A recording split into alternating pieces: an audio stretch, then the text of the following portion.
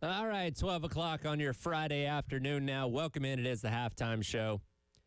Tyler Head, Bill Gunner, Captain Dave. Yes, I'm caffeinated now.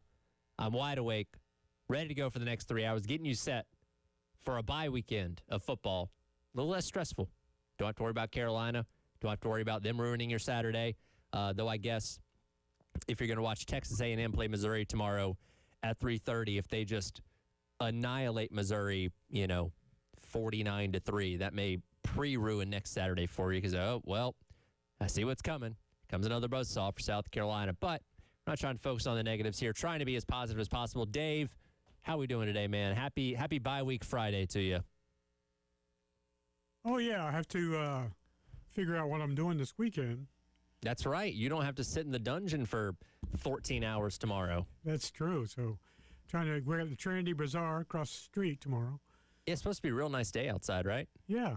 Now, like not free advertising. What is that? What goes on with that? I don't know, but I got a big sign, so I'm going. Okay. if the sign is big enough, Dave Adair will attend. Is that what you're telling me? Yeah, that's right. And then if it turns out to not be something I like, the whole Soda City thing's going on downtown. So. Oh, is that every Saturday? I think so. Okay. I could be wrong. I got you. My parents are coming into town this weekend, and we were because my dad and I are going to watch football, obviously, and my wife and I were talking about what's something her and my mom can go do. So maybe I'll recommend those things and see if that's something that they might be interested in. Yeah, check online first because Dave's never exactly right. So. The date's never exactly right? Well, I'm never exactly right. Oh, okay. I got you. They could not have soda. I see. I got you. Okay, yeah, I'll check in on that for sure. But try and relax some. I know sitting in that room all day can probably drive you nuts. Though I guess tomorrow you can look forward to Clemson maybe losing again. I know people may have forgotten, but Clemson and Florida State do play tomorrow night. Once marquee matchup has been relegated to the ACC network, where people aren't going to watch it, except for Dave, so he can hate watch and cheer on Florida State, right? That's true. I got to check in, and if Florida State's winning big, I'll watch the whole thing. We'll certainly maybe get to that a little bit later on in the show, but a full weekend of college football and pro football on tap as well. Got some basketball as well with the men and women in action this weekend, too. It's going to be a loaded weekend, even though Carolina football is not going to be in action. We'll dive into all that as the next couple of hours go along. Football last night, Broncos continue their 7-game now win streak, picking up a victory over Las Vegas Raiders, 10-7. Bill, I don't know how much, if any, you got into this game. It was not really a compelling game to watch. The majority of the time, neither team could manage to get a first down. We're now, as we mentioned earlier on this week, getting into the ugliness that is Thursday Night Football late in the NFL season. I was blessed with having to go to my son's basketball practice. Okay.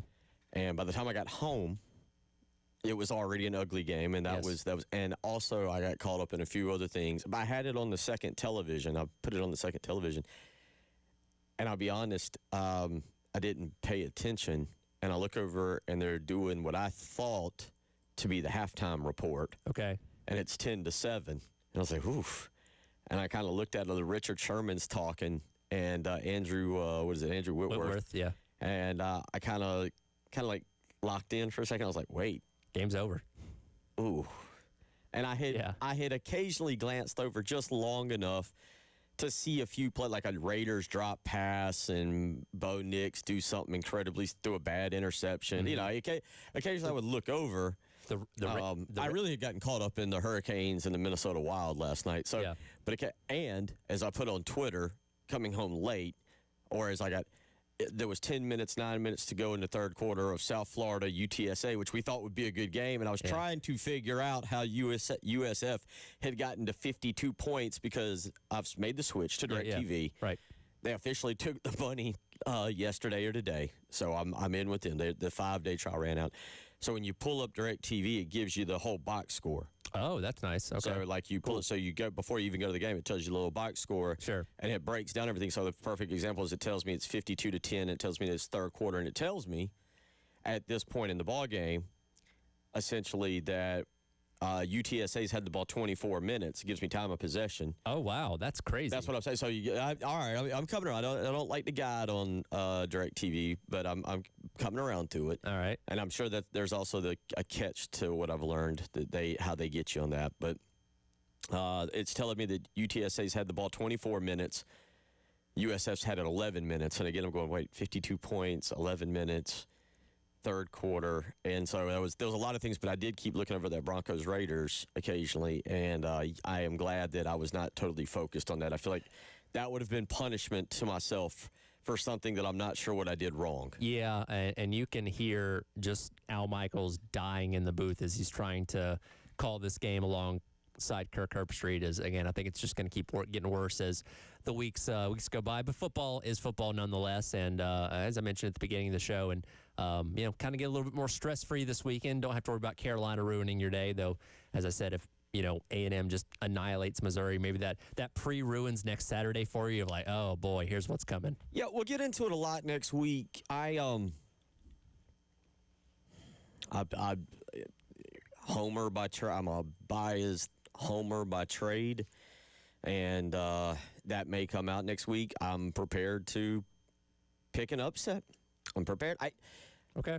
This is one of those things. Somebody hit me up on, I think, our text line yesterday, maybe 2 days ago, and said that I was, or maybe 3 days ago, that I was being mean to Oklahoma. I think it might have been Monday when I was talking about that. Was to me that was the biggest upset of last weekend, and it was more so had to do with the fact that it's not that I thought Oklahoma was a bad team. I just didn't think their offense would be able to keep up with Tennessee, and I like Oklahoma's defense, but I thought Oklahoma was just, Tennessee gave them a lot of gifts last week, They too. did. And, I thought Oklahoma, if you were to have me doing a ranking last week, I don't know, I hadn't thought about it this week. Maybe we need to do that. Maybe we need to have our own college football playoff ranking on Tuesdays. We can do that. Put that down, our own top 16 or something, and then we'll compare it to what comes out. We'll do that this weekend. We'll watch, and then we'll have that on Tuesday ready. But I say all that because with Texas A&M, I do think now I go back. You're old enough. Yeah. You go back to the Kevin Sumlin days too, where you've seen these incredible starts. Kenny Hill being a Heisman candidate, all these great things, and then you get to November and they fall apart. Yeah. And they finished 9-3 or 8-4. They did that last year. Exactly. Yeah. And so I feel like I'm waiting for that, and I feel like that could be next week. There's things going for in South Carolina's favor next week if the team is locked in and engaged. That I don't know it. None of it. The only people who know that is that team or whoever's down there in the athletic facility. See, for me, I feel like when the last time we saw A&M against LSU, I feel like that was kind of the game that a Sumlin-led or Jimbo Fisher-led team would have lost, where LSU's kind of teetering. Brian Kelly's seat was scorching hot at that point in time. That seemed like a game that they would go into Baton Rouge and find a way to lose. Instead, I know they were down at halftime. They beat them up physically in the second half of that game and ran away with it. I'm like, okay, maybe there's something different about this A&M team. They've kind of taken on the identity of Mike Elko, defensive guy, kind of a no-nonsense type of guy, and I see that in them right now. Now, again, they still got to finish out the season. They got to play Texas on Black Friday, so it's not going to be easy, but I think this is a different version of A&M than what we've seen in years past. And, again, they got to go out there and prove it. Tomorrow's not going to be easy. Don't have to play a starting quarterback. You play the third string in Matt Zoller, so that may help out a little bit. But I do think A&M is maybe kind of rounded the corner in terms of November being a letdown month for them. In terms of LSU, I think they called LSU. I think we were still giving LSU too much credit. I think we didn't realize that LSU basically, in boxers' terms, was basically almost to one knee and wobbling on the other leg. Right. And that game, obviously, LSU kind of stumbled and bumbled to an 18-14 lead. I think that was at halftime, if I remember correctly. But the A&M threw the knockout shot. But I think, to me, and this might be me, not giving A&M enough credit. Maybe that comes back. Maybe we save hot takes like this for the end of the year and laugh and go, what a dumb take that was. But I feel like we're giving LSU more credit than we were A&M. Like, it's Death Valley. They're 20-1 at night under Brian Kelly. It's the place where dreams go to die, as Les Miles once said. But when it turns out LSU had given up, and A&M just kind of got going in a very similar to the game at home for them last year. They got going in the second half. There are reasons. I go back. Last week at this time on a Friday, I was going, I don't know what the path is for Carolina to win. I don't know how I can sit here and be a homer and pick Carolina to win last week, tomorrow, Saturday. I don't know how I can see them beating Mississippi. Yeah. Whereas next week, I do see pathways. Okay. Legitimate pathways. We'll obviously get into that, but tomorrow's going to be interesting. It's weekends. We all agree on this. It's weekends like tomorrow. 2 or 3 wild and crazy things happen. And the next thing you know, you and I show up on Monday. We're like, what happened? I don't know. Yeah. How are we going to figure this out now? There are 3 ranked-on-ranked matchups. Those will obviously catch the most attention, but yeah, you kind of smell it because it's been the theme the entire year. Like, okay, what team favored by 2 or 3 touchdowns is going to find themselves in a nail-biter in the fourth quarter? Wes used a really good analogy in the last hour. He says, this is scoreboard watching day. When you're watching a game on ESPN, that little ticker at the bottom of the screen, you see, I don't know, so-and-so's in a tie game with 5 minutes to go against an unranked team. All right, let me switch over to that or put it on the second screen or whatever, where you might be kind of going back and forth on a lot of different things that, again, it's kind of become the norm this year, and it's made it fun. Like, I've thoroughly enjoyed this season because you just don't know what's coming every single Saturday. Yeah, no, you're exactly right. And we'll see. Watch that. Who knows? That Indiana, I'll give you an example, that Indiana-Penn State game. Sure. Because it's at Beaver Stadium. Mm-hmm. That's like one. We'll get into all of that. We got a lot to do. We got Chris. We got Brian Edwards coming up here at the 12:30 mark. We got Chris Deering coming up at 1:15. We got that. I want to go back into the Mike Furry stuff. We didn't get to the snap counts, and I do want to do that with you. Yep. Because I want to look at the depth of South Carolina. And Gamecock Central put out their snap counts, and I want to do that with you. You mentioned basketball, women's game tonight. Guys game, men's game on Sunday. We'll talk a little bit about that because there's also some interesting basketball games this weekend. Yeah. You can start to kind of learn. No, as you mentioned, no Carolina game, no football, no Carolina game. So maybe a weekend where you slip in a little basketball and do a little bit of a watching ahead as you compare what this new look men's team is for Lamont Paris to what you're seeing from an Arkansas who gets a good win against Michigan State. Even if South Carolina doesn't play North Carolina and Kansas, you can look at them tonight and be like, yeah, okay. See what the standard of men's basketball is and how you stack up, basically. Yeah. You can kind of look and go, okay. So we'll get into all that. It's gonna be a fun show. Little Friday show. No Halloween. We're not dressed up this week. Although, and we got to get your breakdown tonight. Yes. You got to get your break. So we'll be prepared for that. I'm ready. All right, we got a lot to do. And by that, I mean, it's a radio show. You didn't see what I was pointing at. But Tyler going to SmackDown tonight up at Bon Secours up in Greenville. He's got, what do we got going on here? It's who I dressed up as last week. Yeah, I figured I shouldn't wear the same T-shirt 2 weeks in a row, so I switched it up. And you got the hat, not the slick back hair. Yes. All right, good job. All right, and we got Captain Dave here. So we got a lot to get to, a lot to do, a lot of fun to have. I hope you're having a great Friday. Enjoy the weather, and then Monday and Tuesday, it's bitter cold. It'll be a bunch of complaining from me. We'll go from there when we get there. But you're listening to the Friday episode of the Halftime Show.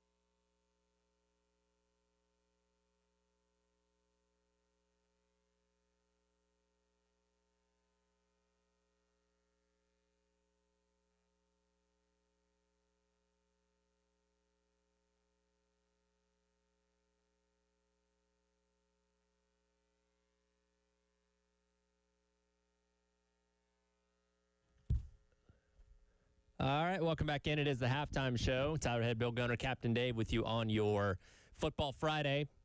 We've been visited by the Ticket Fairy. Do you know who the Ticket Fairy is, Bill, by chance?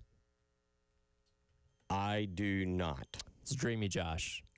He also doubles as the Ticket Fairy. Okay. He wears little wings. He has a little wand. It's cute. Okay. So he sometimes walks in and says, boom, tickets, which we have to give away right now. Tonight over at Colonial Life Arena, 7 o'clock, women's basketball team in action for their second game of the season, taking on Bowling Green. I have a family 4-pack of tickets, and I have a family 3-pack of tickets.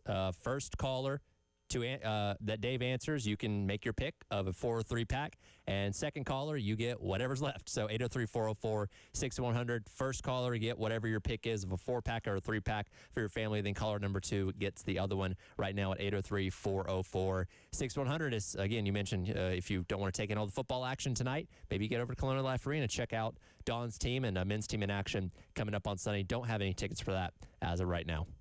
So get yourself some tickets, and we will go from there. 803-404-6100.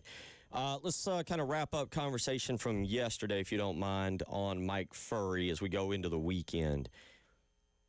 Expectations for what we're going to see next week. We'll get to hear from him. Yes. We should hear from him on Wednesday. That's right.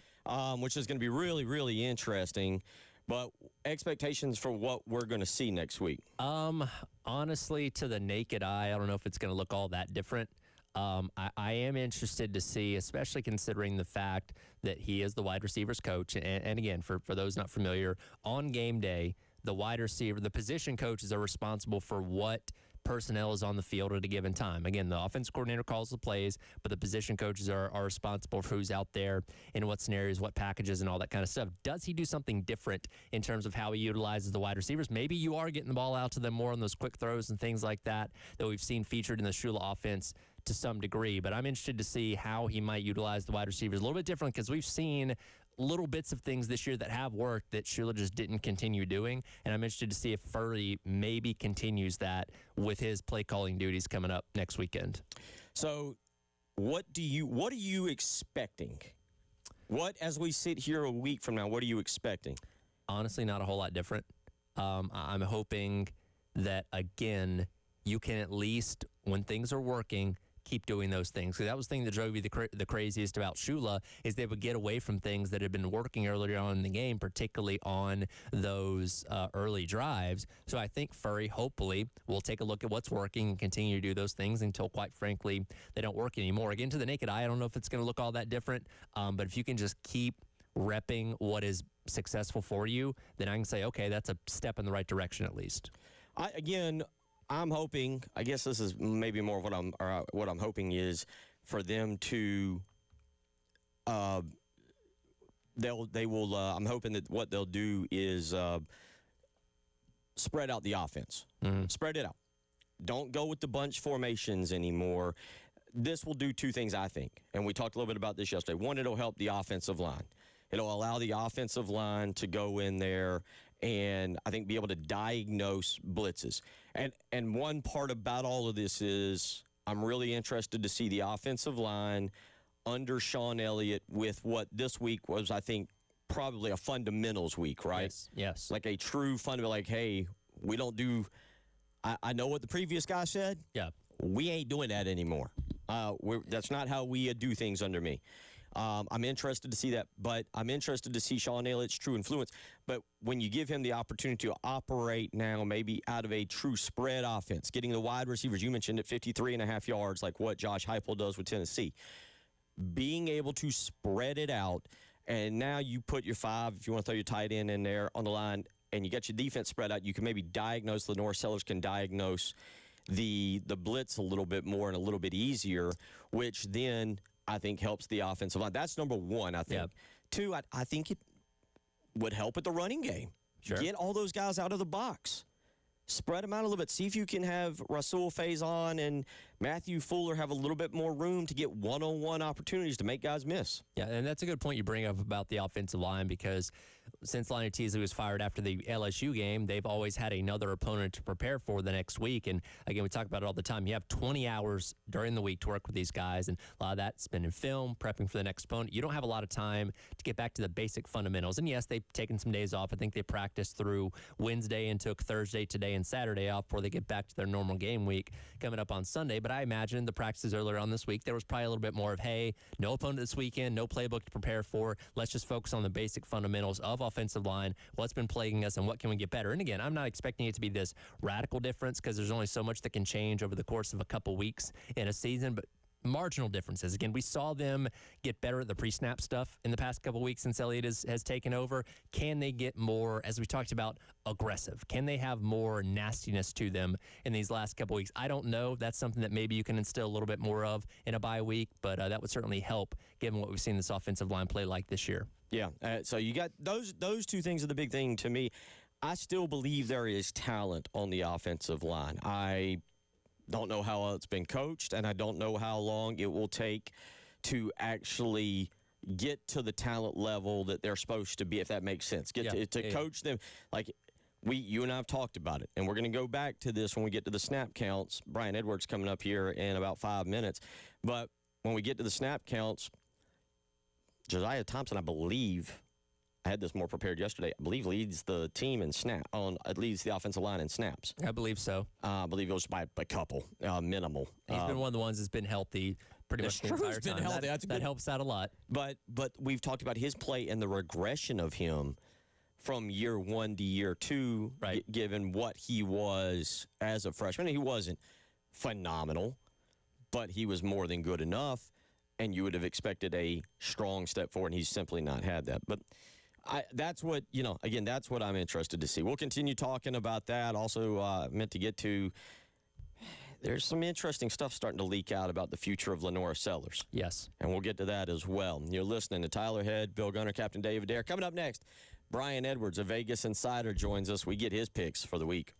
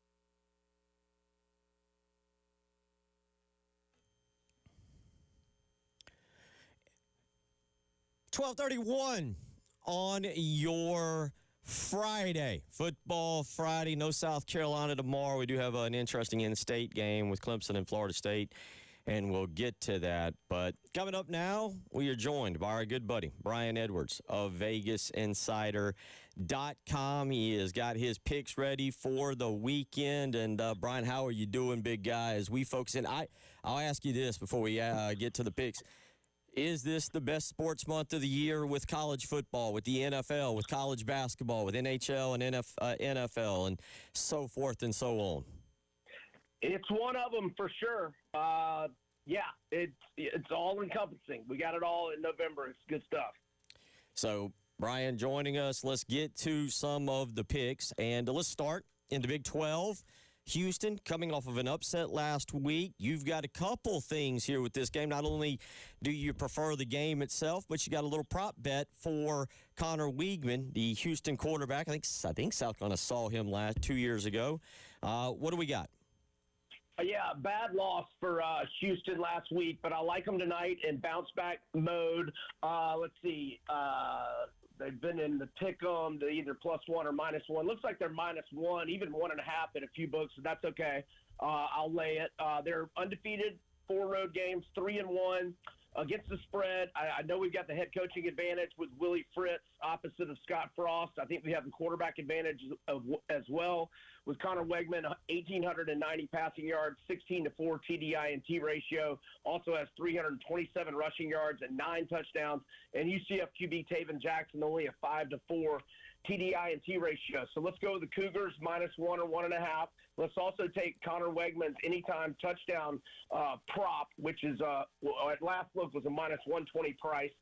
He has scored touchdowns in 7 of 9 games and 4 in a row.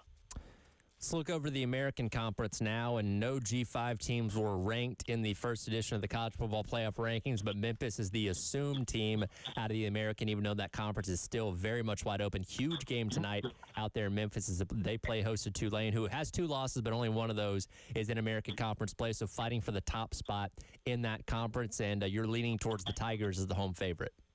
Yeah, I actually took them 4.5 early in the week. It's down to 3.5. If your number's 3.5, I'd buy the half point to the key number of 3. Memphis is 8-1, both straight up and against the spread. They're 4-0, both straight up in ATS at home, and in a letdown spot off the big win over USF last week on the road on a short week at Rice. They just jump out to a 28-0 lead midway through the first quarter and roll to an easy spread cover. Memphis has won 6 games by 21 or more. Brendan Lewis giving them great quarterback play, 562 rushing yards, 8 touchdowns, 5.2 yards per carry average.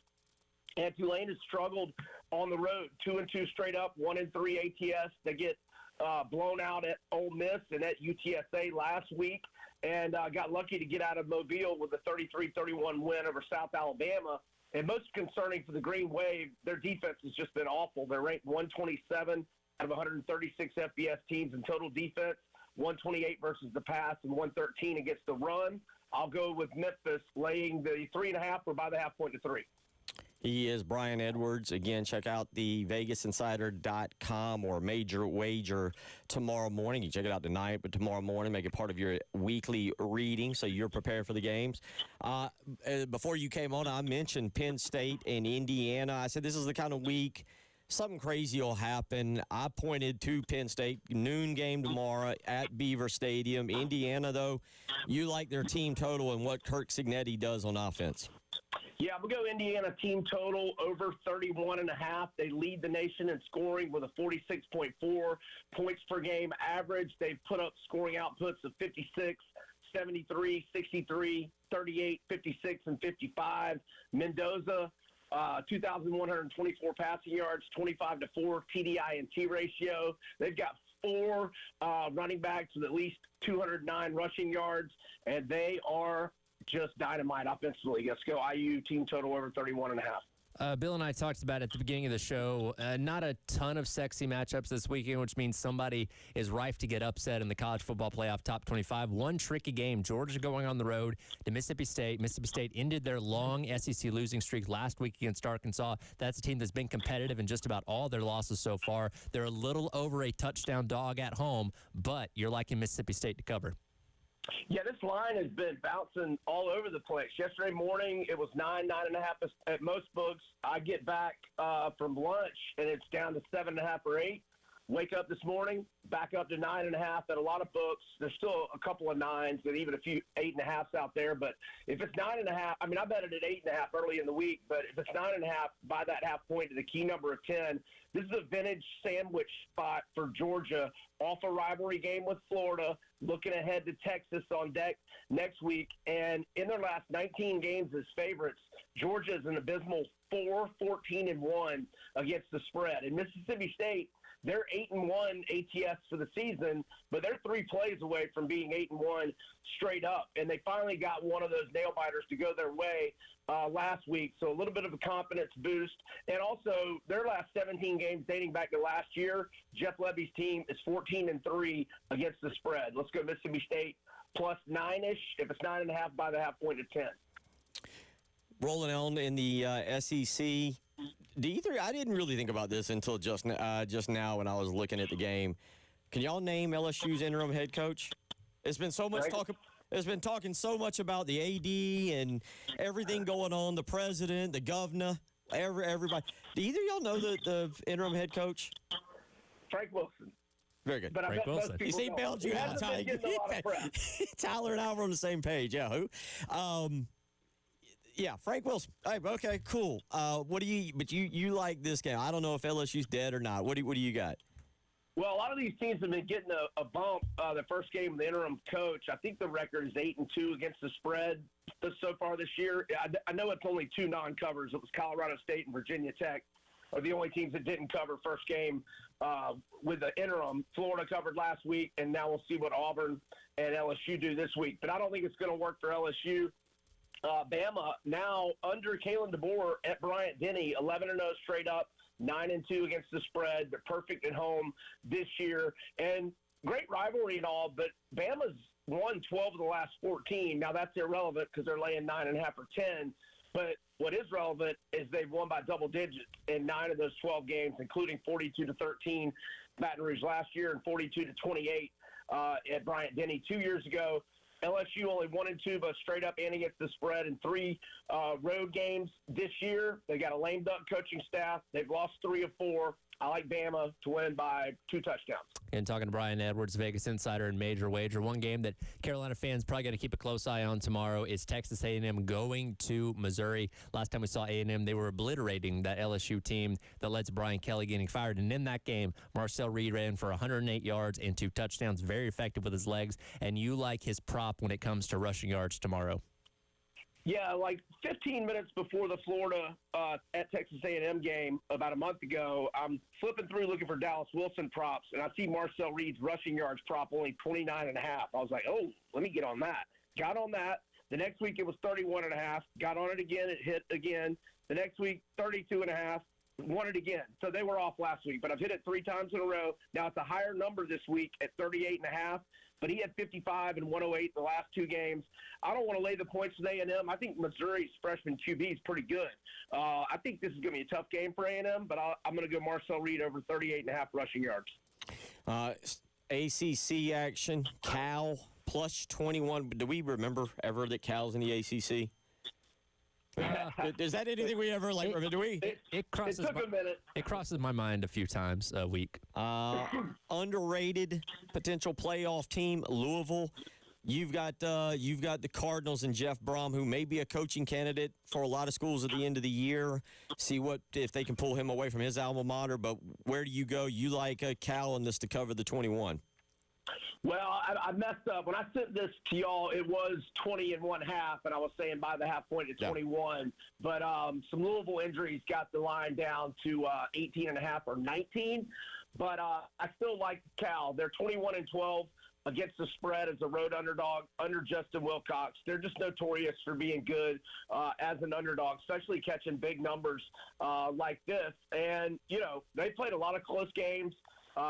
Had a late interception last week that cost them a cover, but they were ahead of the number the whole way. But I'll go with Cal at Louisville catching the big number.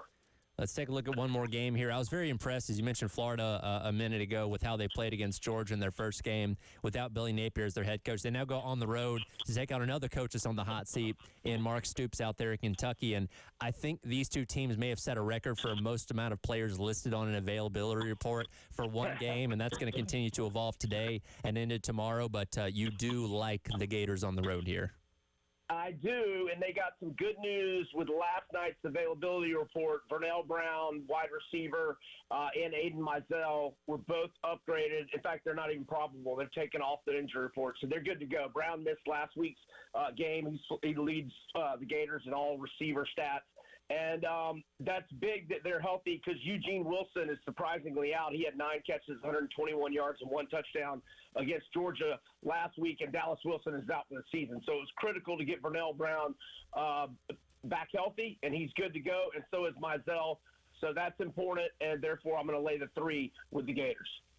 He is Brian Edwards, VegasInsider.com. Now, I didn't see any NFL plays for Sunday. Did I miss anything, or I didn't – No, I just my NBA has had. I'm just waiting on the injury report. This afternoon is dedicated to NFL. I've been, kind of distracted by NBA this week and some midweek football, and waiting on a bunch of injuries. So I'll get to it tonight. Do we have an NBA play for the weekend that stands out to you? Not yet. Not yet. Right. My apologies. I did not come loaded with all my picks yet. You're good. It's a tease right there. That drives people to Vegas Insider or Major Wager. Go check him out. Check out his NFL plays, his NBA plays, and you can get to him if you got questions tonight. Vegas B. Edwards is how you can reach him on Twitter. Go and do that. You can hit him up. He'll respond. He'll get to you. Vegas B. Edwards is the way to do that. Buddy, we always appreciate it, and look forward to catching up next week. Thanks, guys. Y'all have a great weekend. Appreciate it. Take care. Brian Edwards of, again, VegasInsider.com, MajorWager.com. Go and be a part of those websites and read those and get some information there. 803-404-6100. We'll come back. We'll wrap up hour number 1. I don't know where we're going to go. I got some ideas. Well, it's a tease. You don't know. You got to come back and find out. It's the Halftime Show.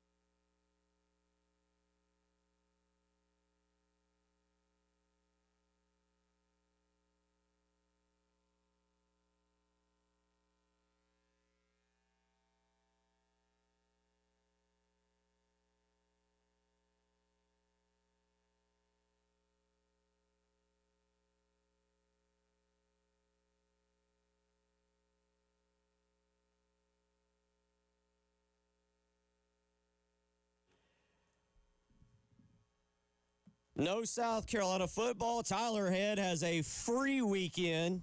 Look out. And he's going to start it by heading up to Greenville tonight to Bon Secours for WWE SmackDown. So let's get a preview here. What do we got going? Now, you mentioned yesterday, and I found this wildly interesting. Sure. That, and at least as of yesterday when we talked about it, you didn't know they had not put out the schedule. No, they don't typically release you'll, in the process of watching the show, things get announced as it's going on.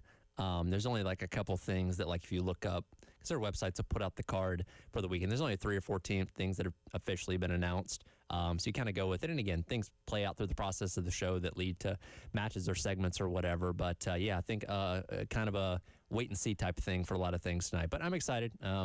Be a late night getting back because show doesn't end till, they have dark stuff after the show. So, getting out there about 11 or so. So it'll be a late night getting back into Lexington, but should be fun. So give us a breakdown.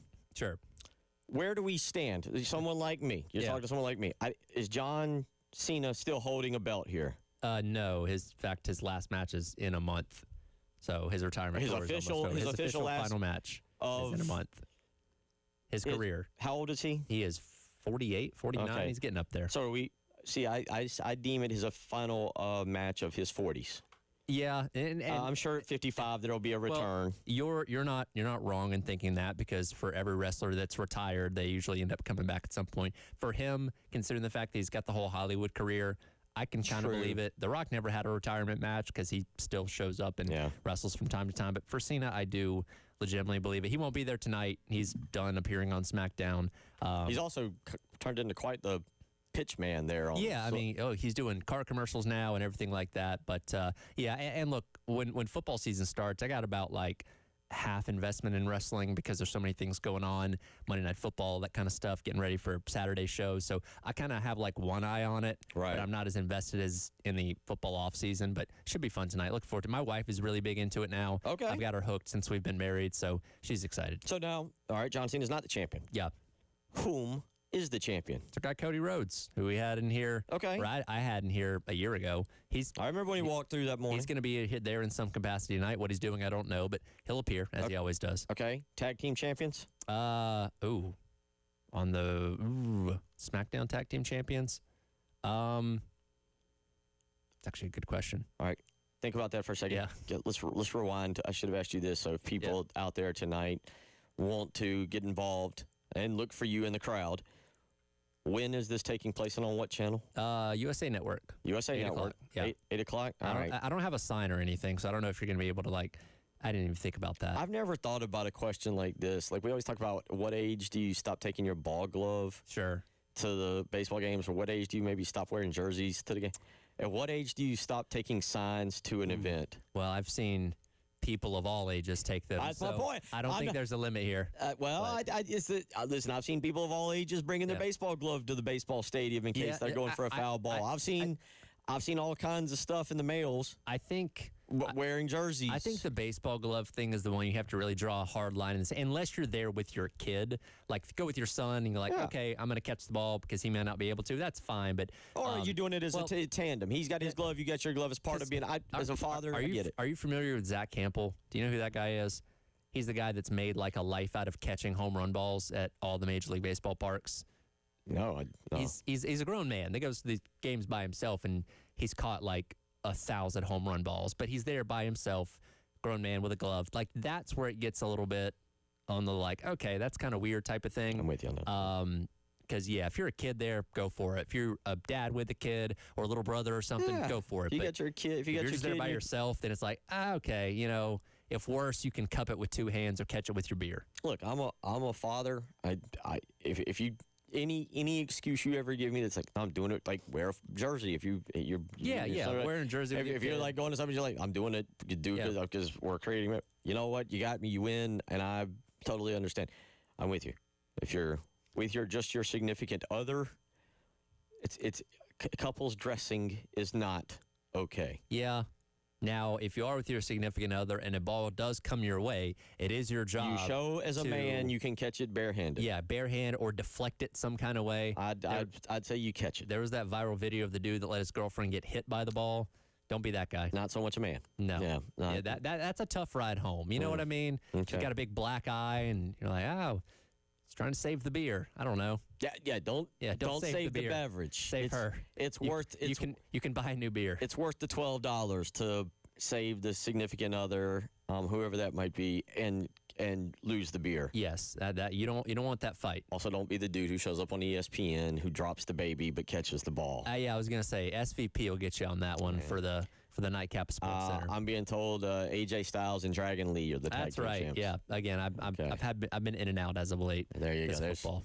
There's your WWE SmackDown update. Hour 2 on the way. Chris Deering set to join us at 1:15. Playoffs tonight, and we'll get into some South Carolina snap count, where things stand with 3 to go. It's the halftime show.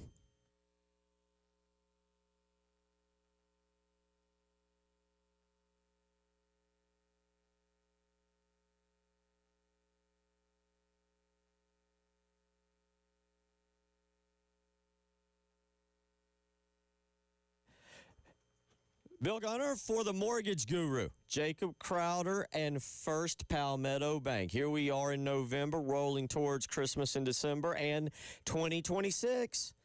Are you thinking about a lot of things, but are you thinking about your home? Are you thinking about how you might refinance very soon or build or buy a new home? Well, the very first phone call you've got to make is to Jacob Crowder and see what the interest rates are, what money you need to put down, things that are actually important than just finding that dream home. You got to know the financials of it before you take any first steps.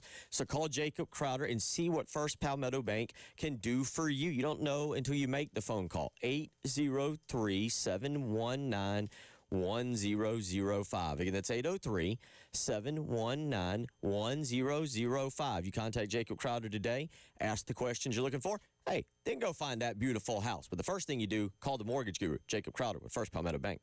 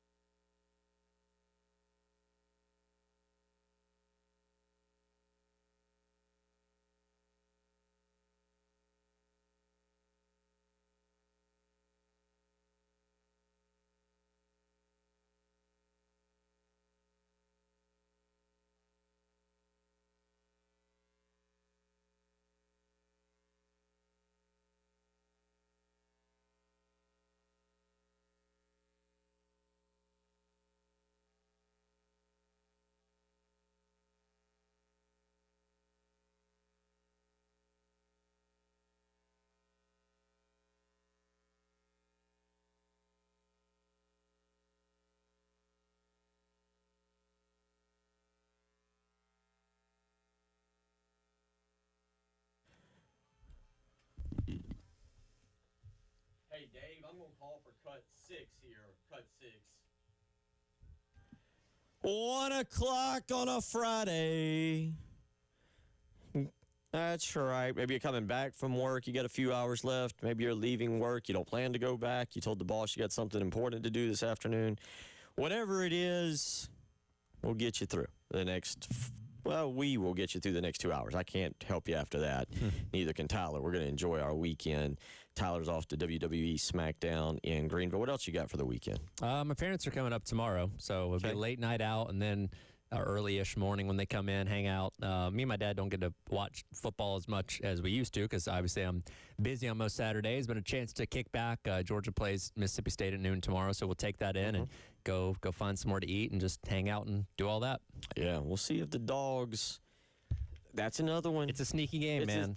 Look, I agree with what Brian Edwards said. That's a tricky spot going on the road against that Mississippi State team. That's Mississippi State is.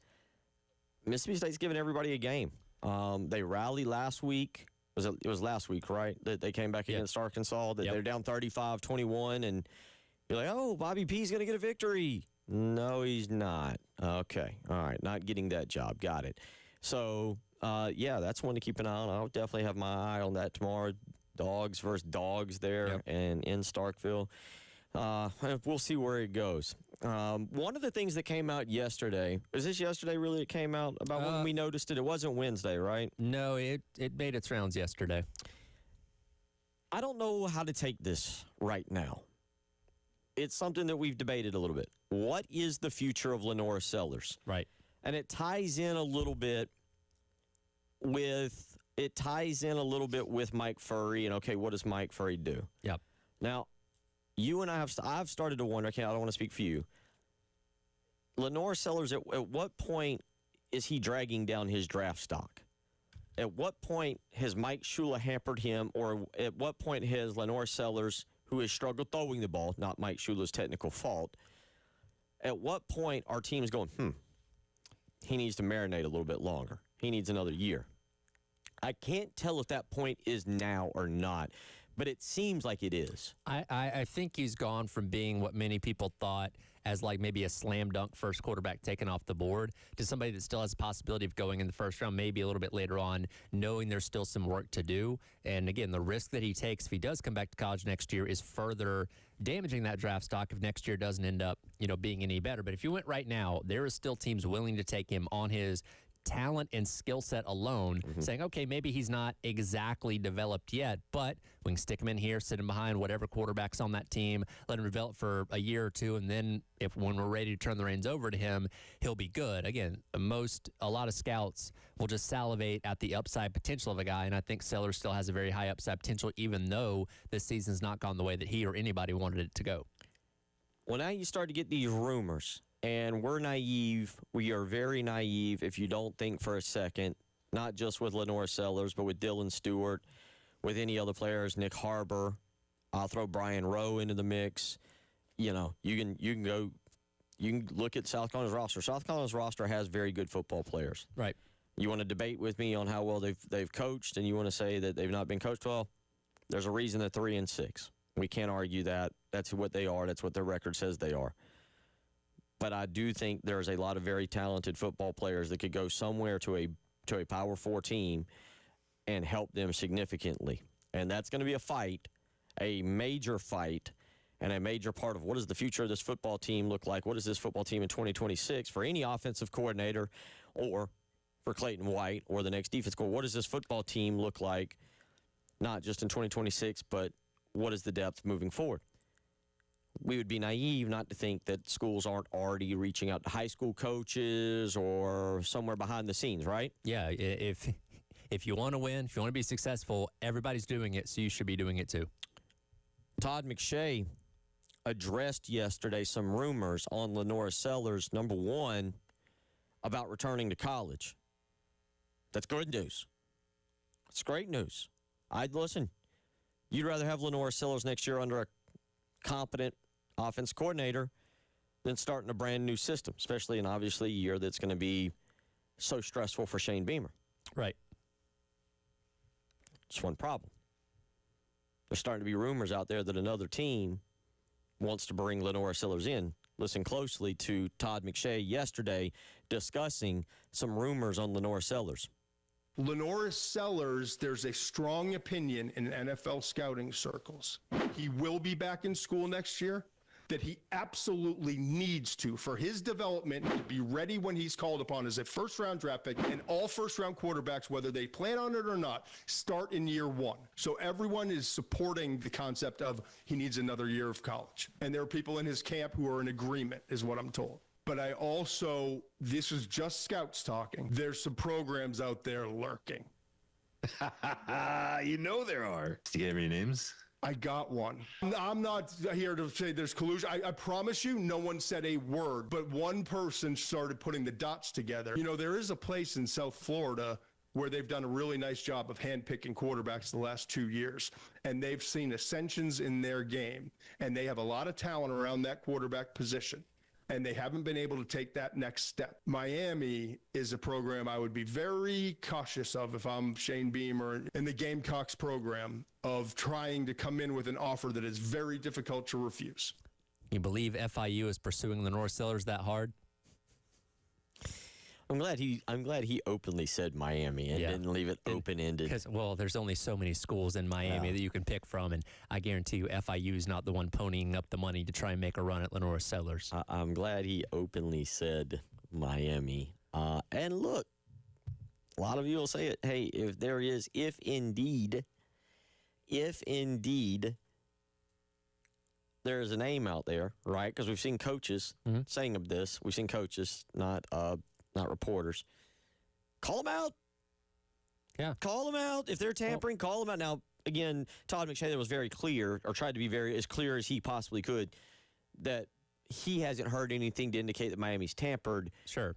But that's a school which indicates that Miami is, look, whether they have or haven't reached out, there's reason to believe that Miami is going to lock in on Lenora Sellers and try and convince him to pull a Carson Beck. And a lot of people are kind of focusing in on that aspect of the clip, and like, that doesn't really concern me because, why wouldn't they? If they knew he was going to come back to college, why wouldn't they try and pursue him? Why wouldn't every school around the country that needs quarterback next year try and pursue Lenora Sellers because of his talent and his abilities? You're just trying to win at that point. We have a precedent set this past offseason by Auburn, which was confirmed to have made a run at him, offered him more money than what South Carolina was going to come be their quarterback. Don't know if that would have saved their season or not, but this is not a new thing. And yeah, if Sellers comes back to college, you're going to have a lot of suitors out there trying to get him to come away from South Carolina. Doesn't mean he's going to go. And again, those teams would be dumb to not try and pursue him and try and build their quarterback holes. So I'm not as concerned about that part because he was offered more money this past offseason and still stayed here. Well,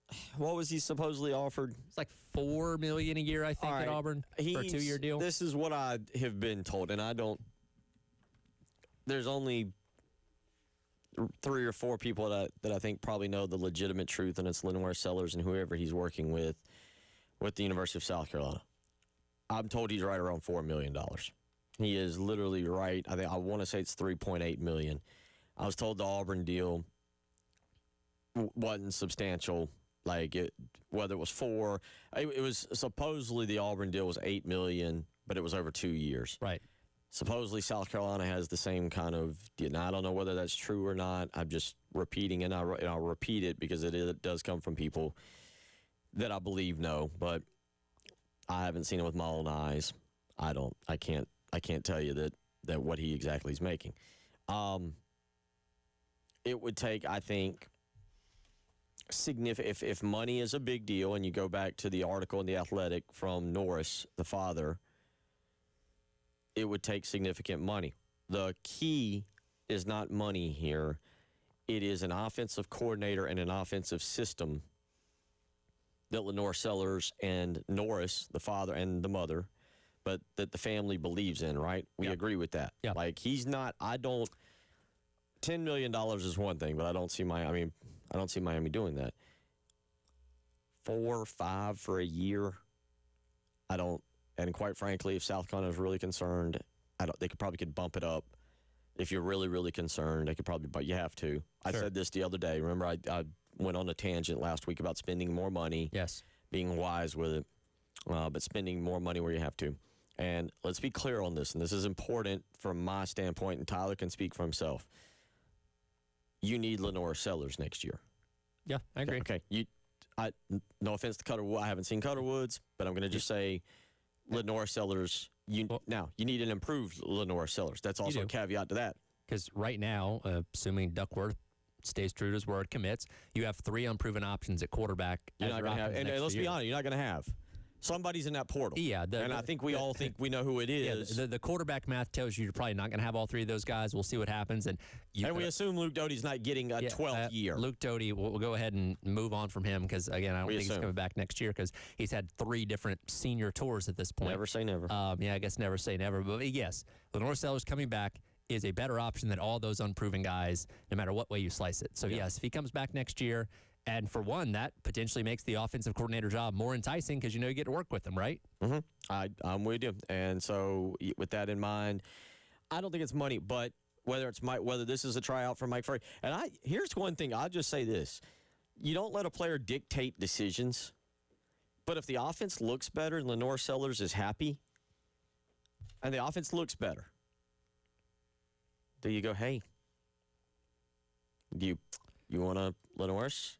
Will you will you commit to us if we commit to him? If you can get, but the offense has got to look. It does. It doesn't have to. Does it take some of the? This has got to be perfect for it to work out of the equation. Is my question. Maybe a little bit. I will say I think you're on the right track. Where if you can guarantee that he's coming back next year, he's got to have some influence on how this coordinator hire goes. Whether it is a Furrey is keeping the job or somebody else from the outside, like. Again, I'm not saying he's the one that has to give the final thumbs up or thumbs down, but if you're building the offense around him, he should have a pretty strong influence on who you're going to bring in.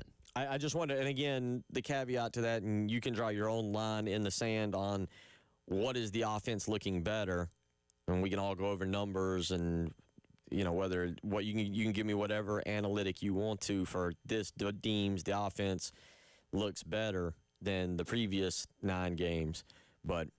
And we'll talk more about this. It's a welcome to the big boy world of college football. Right. Put the pants on, strap up the wallet, and get ready to play big boy football. Or back down, throw your hands up, and say and put your head down and say we can't do it, and I'm sorry. Also, going back to what McShay says, I'm not saying anybody's colluding. We know everybody is. If you're not reaching out and having conversations about the future of your quarterback spot for next year already, you're already behind.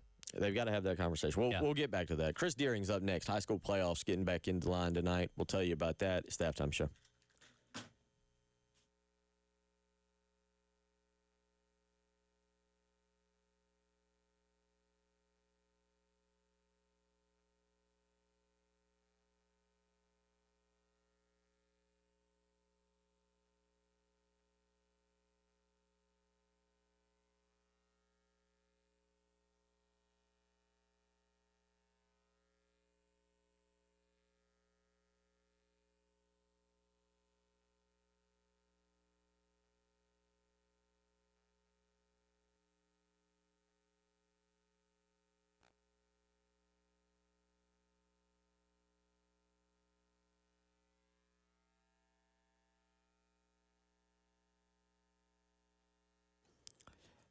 Bill Gunner for Mid-State Roofing. You've heard me talk about them. You heard me explain how for 30 years they have been the leader in the roofing and waterproofing industry. Whether it's here in Columbia, whether it's Augusta or Greenville, Charleston or Myrtle Beach, Florence or Aiken, Mid-State Roofing is there to help you. Wherever you're listening in this great state this morning, you don't want to wait for the leak to happen. You want to get out in front and make sure that your operation, your business or your home is staying dry and running long into the future. And the way to do that is to call the people that have been there for over 30 years, helping the great state of South Carolina roof their business or their home and keep everything dry and running. And that is Mid-State Roofing. 24 hours a day, 7 days a week. They are there to make sure the job gets done. So just give them a phone call anytime. 803-356-1919. Again, that's 803-356-1919. If you got a leak, let Mid-State Roofing take a peek.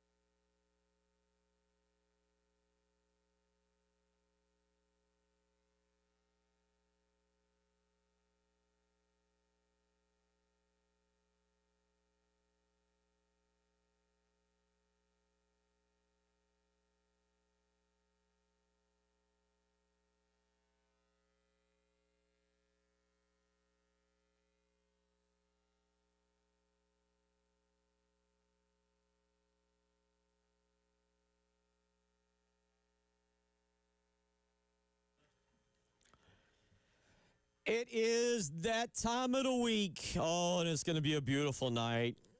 Maybe a little windy, but it's going to be a beautiful night. It is the high school highlights of the week, and we are joined by the one and only Chris Deering, the man who knows it all, to give us a rundown of the playoff bracket tonight. Mr. Deering, let's start. Where will Chris Deering be?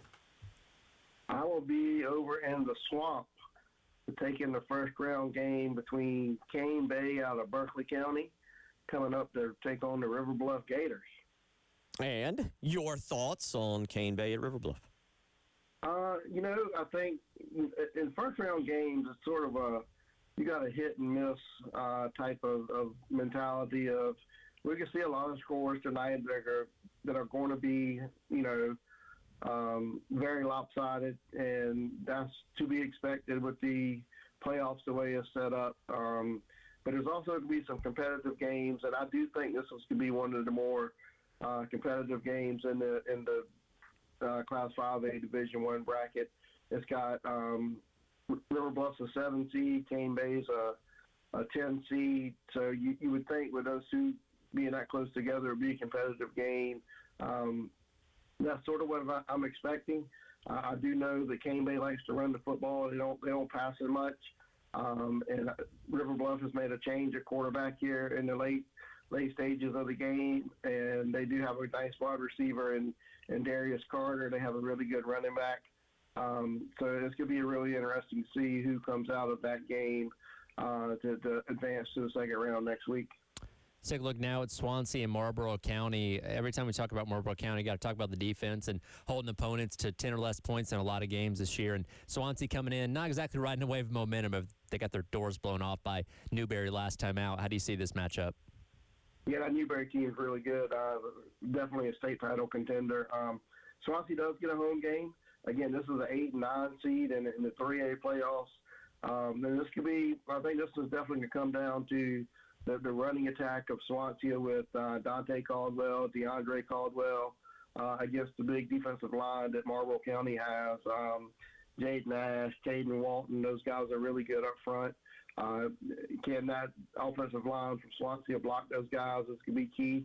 And so, again, whoever wins the trenches in this one, I think is going to be the winner. But, like I say, Swansea gets a home game. That's a plus. You don't have to get on that bus. And, this stage of the year, you're taking maybe two-hour bus rides to get somewhere. And that helps when you don't have to do that before a game. I can promise you that. Socastee, traveling not too far from where we sit, Lugoff Elgin tonight. Few thoughts on that one? Yeah, again, another game that I think is very competitive on paper. I've said all season long about this Lugoff Elgin team. I feel like they've underachieved a little bit. I saw them early in the season, and I see some of their stats across the season, and they are very competitive. They are very good. They got good skill people, but they have not turned into victories. So you think at some point they could put it all together. I think they have a chance tonight against a Socastee team that's coming in at 3-7. But Shamil Shadiq, he's over 1,000 yards receiving. Eric Richardson, the other receiver, they got a sophomore quarterback. And Zach Williams has thrown for almost 2,000 yards. So you feel like they're going to put it together at some point, and no better time to put it together than right now in the first round of the playoffs. And talking high school football here with a guy, Chris Deering on the AAA Heating and Air phone lines. Take a look at Bishop England and Lower Richland. Worth noting for this one, two teams pretty close when it comes to records. Lower Richland was actually off last week. They're coming into the playoffs on essentially a bye. Yeah, I think 2 weeks ago they played South Florence, and that was even on a Thursday night, if I'm not mistaken. So they've been off for a good little bit now. I saw Lower Richland. Actually, I've seen them twice this year. I saw them against Lugoff Elgin in the season opener, and saw them later in the season. They have some talent. They have some kids that I feel like can play at the next level. And their big thing is, do they have enough in the trenches to compete against the Bishop England? Bishop England's been really good this year.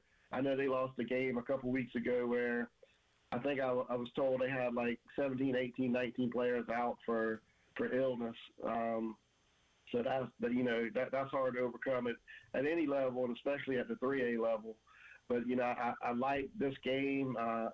Low Rich does have to get on the bus and travel down to Charleston to play this game. So it'll be interesting to see if they can go down there and win a road playoff game. And they've done it in the past. They've had some success in the postseason under Marlon Taylor, and I think they could do it again this year. But that's a talented Bishop England team that's got a really good quarterback and two really good receivers that can get out and get the ball moving. Let's go back into town here. We got maybe a competitive game. 5-5 Eau Claire taking on 7-3 Batesburg-Leesville. Best season for Eau Claire in a number of years. I think they've won 5 games for the first time since like 1992. It's been a long time since this program has been on the upswing. I'll be honest. I really like this Batesburg-Leesville team. I feel like Amagre Wooden, we've talked about him a couple of times now over the last few weeks. He's on a mission. I think he's coming into the playoffs with 7 straight 200-yard games. To his credit, he's right at 2,000 yards on the season.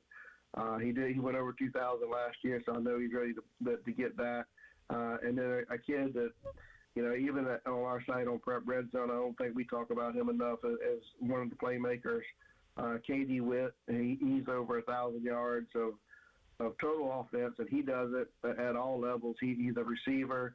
He does it as a kick returner. He's a defensive back. He's had a pick 6 or 2 this season. So he's a really talented player that, I think is underrated in the state as far as when you talk about the big-time playmakers.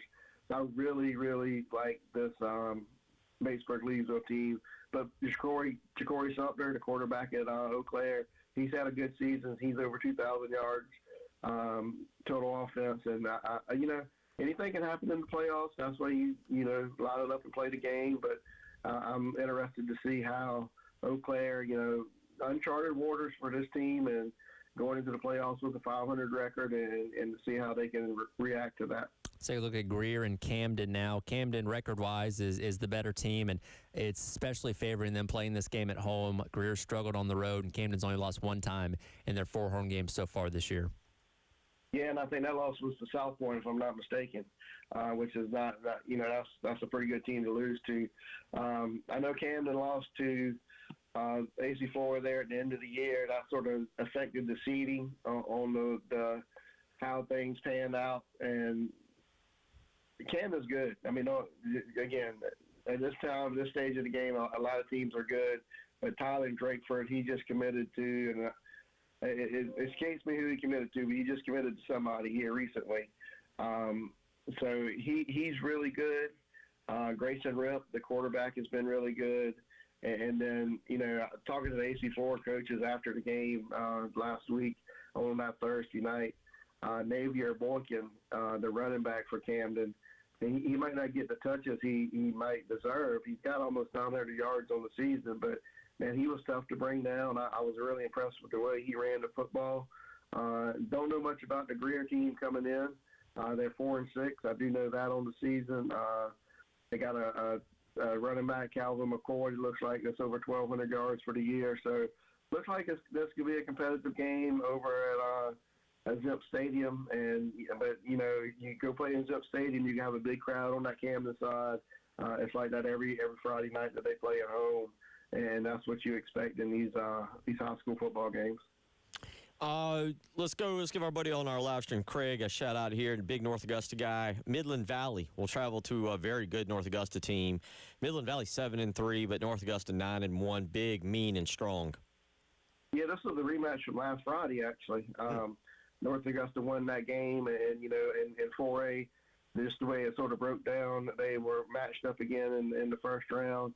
I'm not saying Midland Valley is going to go in there and pull the upset, but I think they're definitely going to give them a game. I know they didn't feel like they played up to their capabilities last week, but that's one definitely that sitting over at River Bluff. I'm going to have my eye on that one because again, a lot of good talent across the board, and love the running back at North Augusta and Mike Doe.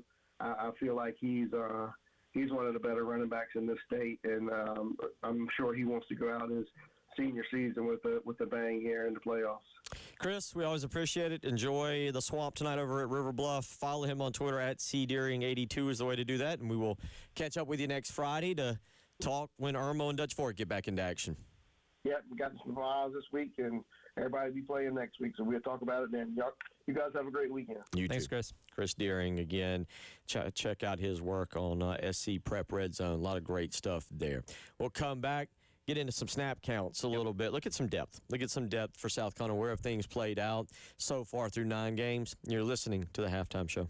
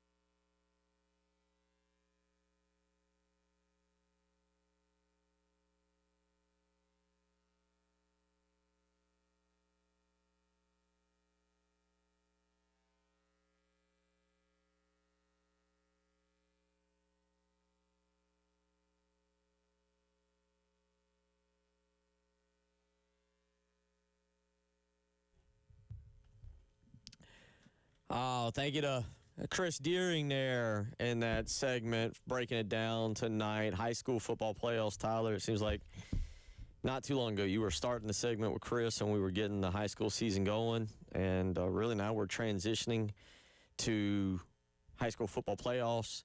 The winter sports are about to pick up and be in full swing. Yep. Be spring before you know it. Yeah.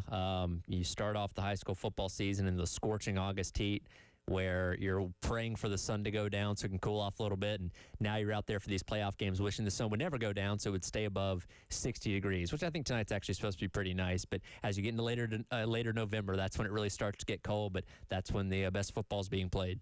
803-404-6100. Captain Dave will have that segment up.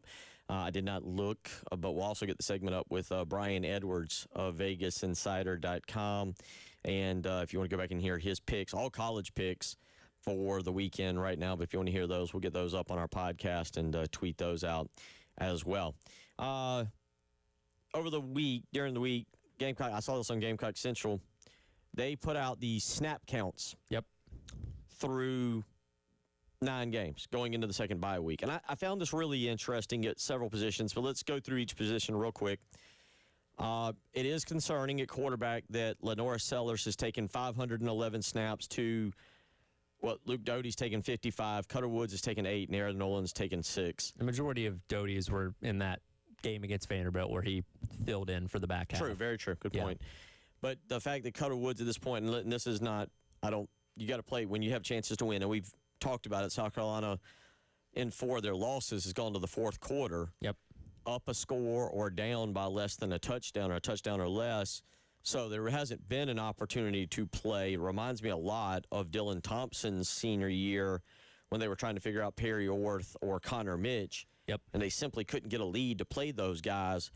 You've not been able to find out anything almost about Cutter Woods or Aaron Nolan. Yeah, you've blown out nobody. The one you were supposed to, you didn't. South Carolina State. I think it was either South Carolina State or Kentucky is when Aaron Nolan got to come in at the very end of the game, and people were chanting, let him throw it. And I want to say that's the last time we saw him. Yeah. Because it was like one drive. He handed off. He's got nothing. Yeah.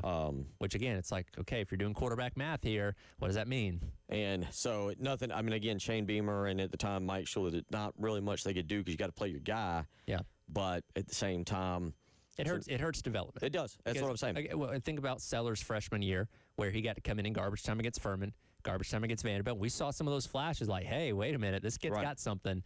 And it obviously led to the season last year, and you have not had that opportunity with either of your potential future quarterbacks. Well, and that's with the new rules allowing 4 games, unlimited snaps, but 4 games. Yep. You need those. Running back position, Rasul Faison, 298 snaps. Oscar Attaway, 162. Matt Fuller, 136. Jarwan Howden has 9. I am surprised. I've forgotten how to say his last name. Augustive. Isaiah Augustive, just 7, and Bradley Dunn 1. Okay, about all of it. Matt Fuller's snaps are rising quickly now over the last 3 games. Yep. I am surprised that Augustive brought in as a transfer only has 7. And Jarwan Howden, I keep thinking was the future at that position. I don't know what the issues are in practice. They're big on practice, but I don't know what the issues are that do not allow him to get even a sniff of an opportunity in games. It's funny that you mentioned Augustin. I'd be willing to bet a lot of those snaps came in the first game or two when they were kind of mixing and matching on the running back spot because they showed a sideline shot on Saturday against Ole Miss, and you could see his nameplate, and I'm like, oh yeah, that guy's on the team. I'd completely forgotten about him. And again, he was in a tough situation at Colorado last year where they weren't really using the running backs a whole lot. So I don't know if I set my expectations super high, but I thought, okay, this is a guy that can get out there and mix it up a little bit and maybe do some things. And again, he maybe goes back to practice and preparing for the week, but he's just not been out there on the field. And I'm not saying that him or Howell are better running backs. The point is I have no clue, and I know that the running game is stunk. I do put some on the running backs. Let me be clear about that. And you and I think, are in agreement that Matt Fuller is probably now RB1. Yeah, I think that's fair, and that's not saying a ton right now, but yeah, he's probably the leader of the pack. That's us. Wide receiver, Nick Harbor at 387. Dre Jacobs, 376. Donovan Murph, surprisingly, third at 246. Brian Rowe, remember he sat out a game, is at 244. This is where it gets interesting. Mazio Bennett, guy we thought would take a step forward. Josiah Thompson, Lenore Sellers, Mazeo Bennett, 3 guys on offense. We thought, take a step forward. Just 125 snaps. Yeah, he got passed by Brian Rowe because Donovan Murphy. They're playing the same spot, and he got passed by. Now, again, we talked about these freshman receivers a lot in the offseason. Hey, these guys can come in and make impacts. I think we thought of that more as a rotational type of thing. I don't think we saw anybody going up there and, quite frankly, taking Mazeo Bennett's slot receiver spot from him. Well, it raises the question, are those guys just flat better? Or, again, was this offseason built on, we're pretty good. We were 9-3, 9-4 bowl game. But we're pretty good. We don't need to quite put in. I don't know. It's interesting to see. Again, one of the things is he's almost been doubled up in snaps by Donovan Murphy, who didn't arrive till the summer at 246, and he's 119 behind Brian Rowe. And you're right. Did he just get? Are they just flat better players? Hey, excellent job, South Carolina. You recruited over a good player, or did he not put in the work? I don't have an answer for that. Are the mechanics of what those freshmen do at the receiver spot? Because the receiver, as we talked about a lot with Nick Harbor, is a very nuanced position where you have to be very specific and particular about specific things that you do. Are those guys just better at that? I don't know. And that's why they get the opportunity. Again, we're not in those meetings. We don't know. But it is that is one of the surprises of the team this year that Mazeo Bennett has been such a non-factor up to this point. Offensive line. You had your 4 main, which Tree Babalade now being at 421 snaps after not playing the first 2 games. Little surprising, but he's 4th on the team. Travon Ball, Boaz Stanley, and Josiah Thompson lead the way. 496 for Thompson, 2 more than Stanley. Ball at 450. Babalade 421. Nick Sharp's gotten 206. Rodney Newsom's at 179. Kason Henry, who's been injured, is at 115. And you got to kind of go down the list from there. Another thing here, because you haven't gotten blowouts, guys like Blake Franks and freshman Demola Aji-Adan. You want to go for that one? Ajudahan, I believe. You get the point. You haven't gotten them the snaps you like to for development. Again, that's the unfortunate part about being in so many tight games, even against competition that you were deemed to be better than, that not only is it hurting you from this standpoint. I will say, have you been in games where you're significantly deemed better? 1. True. 2, if you count Virginia Tech, if you want to go Virginia Tech. But the rest, you kind of look at it and go, I don't. Because, again, those SC State type games serve a purpose. Right.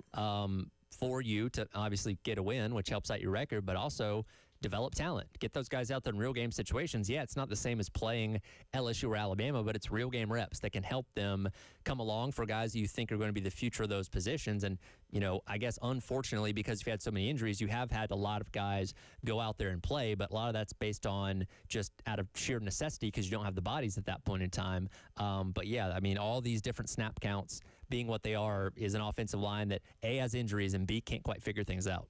We'll come back and we'll hit on the defensive side of things and close up the hour. Coming up next hour, we got a NASCAR update. We got a WWE update. We got all kinds of stuff coming up in the next hour, but we'll close out hour number 2 looking at the defensive snaps. You're listening to the Halftime Show.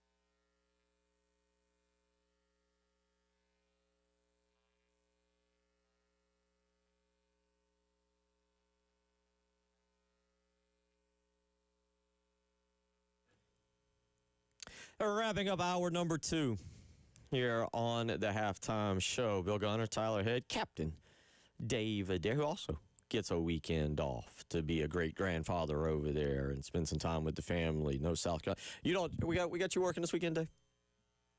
We putting you to work? I don't know. No, don't know. Okay, all right. Well, there is basketball, women's game tonight, 7:00. Make sure you can tune in right here to 107.5 The Game to catch that. Bowling Green, the opponent. I haven't looked at the Vegas line. You could go to VegasInsider.com, though, I'm sure, and find out where our earlier guest, Brian Edwards, writes. And you can read his articles, too, on tonight and tomorrow's games. And then coming up on Sunday, we've got men's basketball, South Carolina and Southern Mississippi. Also want to remind you, next Tuesday, Tyler and I will be out at Charwood for the L.C. Lucas Memorial Golf Tournament. Charwood, again, great friends with them, with Rock and Daniel. They've done so much for me, and they held the benefit golf tournament for me earlier this week on Wednesday, and I'm very appreciative of Charwood and everything they do. Make sure you go out and play around. It's going to be a great weekend. Maybe get an early round out at Charwood. But we'll be out there, Tyler and I, next Tuesday, the 11th, for the Veterans Day tournament at Charwood. That is in honor of Mr.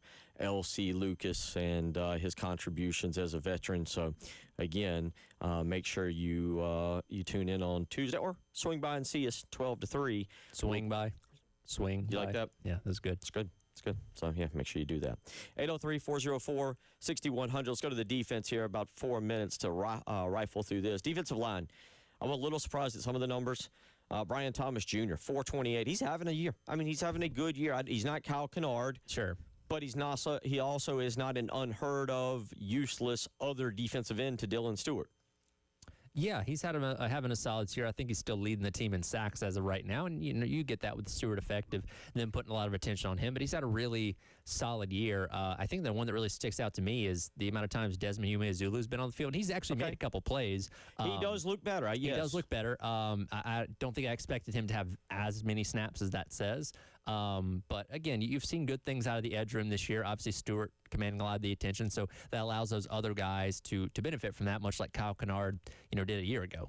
Monkel Goodwine sits at 400 snaps. Nick Barrett, 367, and Gabriel Brownlow-Dindy, 212. I'd have to look, and by the way, Troy Pikes is next in terms of interior guys at 171.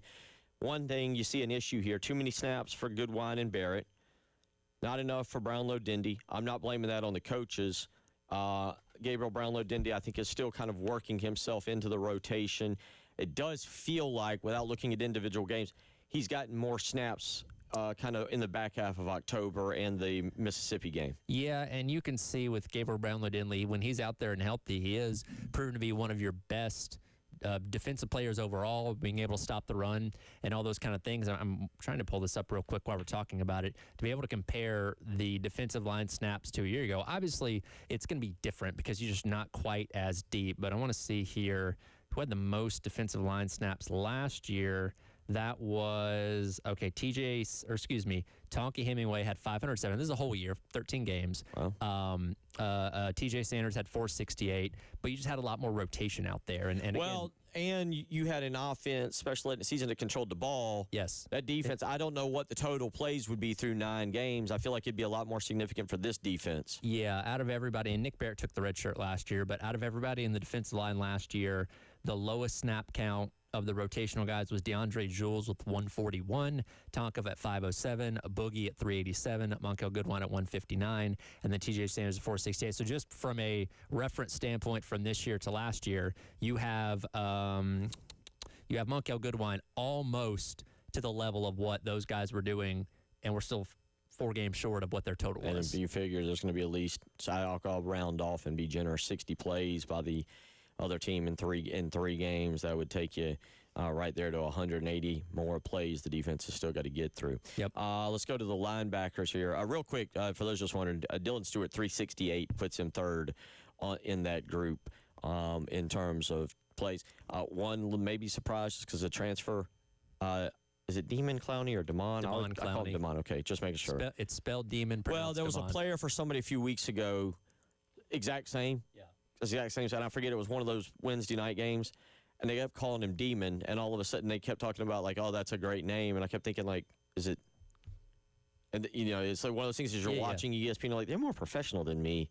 If they're calling him Demon, did I miss? Anyway, you get the point. Yeah, I got it. Linebacker, Justin O, 444 leads the way over Fred Johnson by 417. Not by much, but a little bit of a surprise.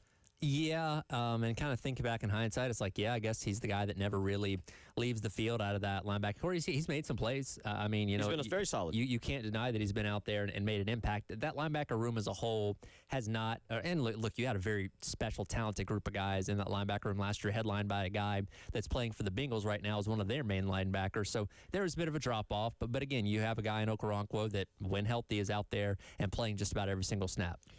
Again, you mentioned it, Okoronkwo, Johnson, and then Sean Murphy is at 298. Now, last year you mentioned it, and you could go back if you got it there in front of me and see what the numbers were when you looked at Bam Martin-Scott, Debo Williams, Demetrius Knight, and am I blanking on a four? I feel like I'm blanking on the fourth at this point. Martin-Scott, Debo Williams. You had Bengali for a little bit of the season. And he was playing, too, and he's having a good year at Kansas, by the way. For reference... and Fred Johnson did play a little bit last year, too. For reference, Debo had the most at 589, Demetrius Knight at 572 was second, and Bam Martin-Scott at 465 was third. Okay. And that's, again, through 13 games. That's kind of about where we're at. Sean Murphy at 298, Jerron Wills at 48, and Jamian Risher at 21. Finally, defensive back very quickly, DQ Smith at 5'11", Jalen Kilgore, despite missing a game, 485, Brandon Cisse, 388. Peyton Williams at 427, according to Gamecock Central. Vakari Swain now up to 349. Yeah, and, you go down the list, and you got a lot of different guys that have been out there for sure. All right, we'll come back. Hour number 3 on the way. It is the halftime show.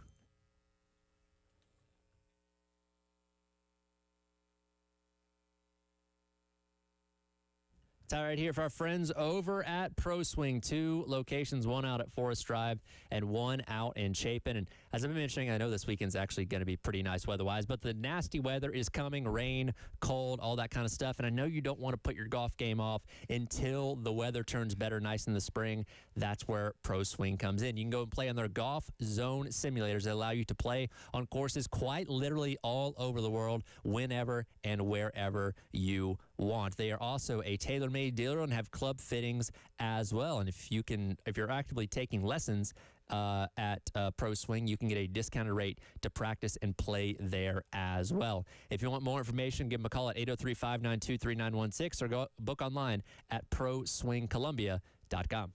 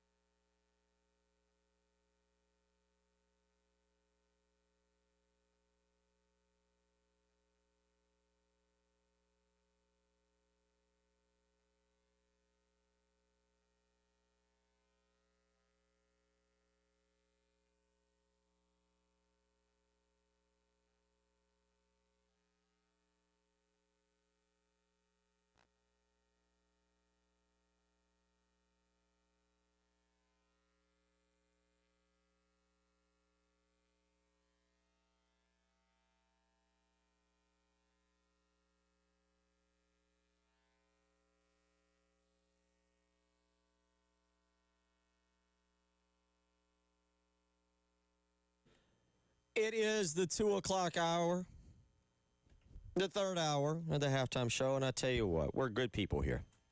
We're great people here. We try. We more than try. We are. We're phenomenal. Dave's phenomenal. You're phenomenal. I'm slightly above average. So we're going to give you tickets. What do you think? Sunday afternoon, 6:30, men's basketball, 2 family 4-packs. That's correct. The Ticket Fairy has blessed us once again. 2 family 4-packs because we're great. We're big. We're beautiful. Big. People are saying maybe the best show ever they've ever heard. Ever. Sure. Some dude out there constantly is talking about the best thing. He's the best ever. And we're the best. We're the best. The absolute best. 803-404-6100. We'll take callers 3 and 4. A 3-pointer and a 3-pointer after with a foul. Callers 3 and 4. 2 family 4-packs. Take the family. 6:30, early game.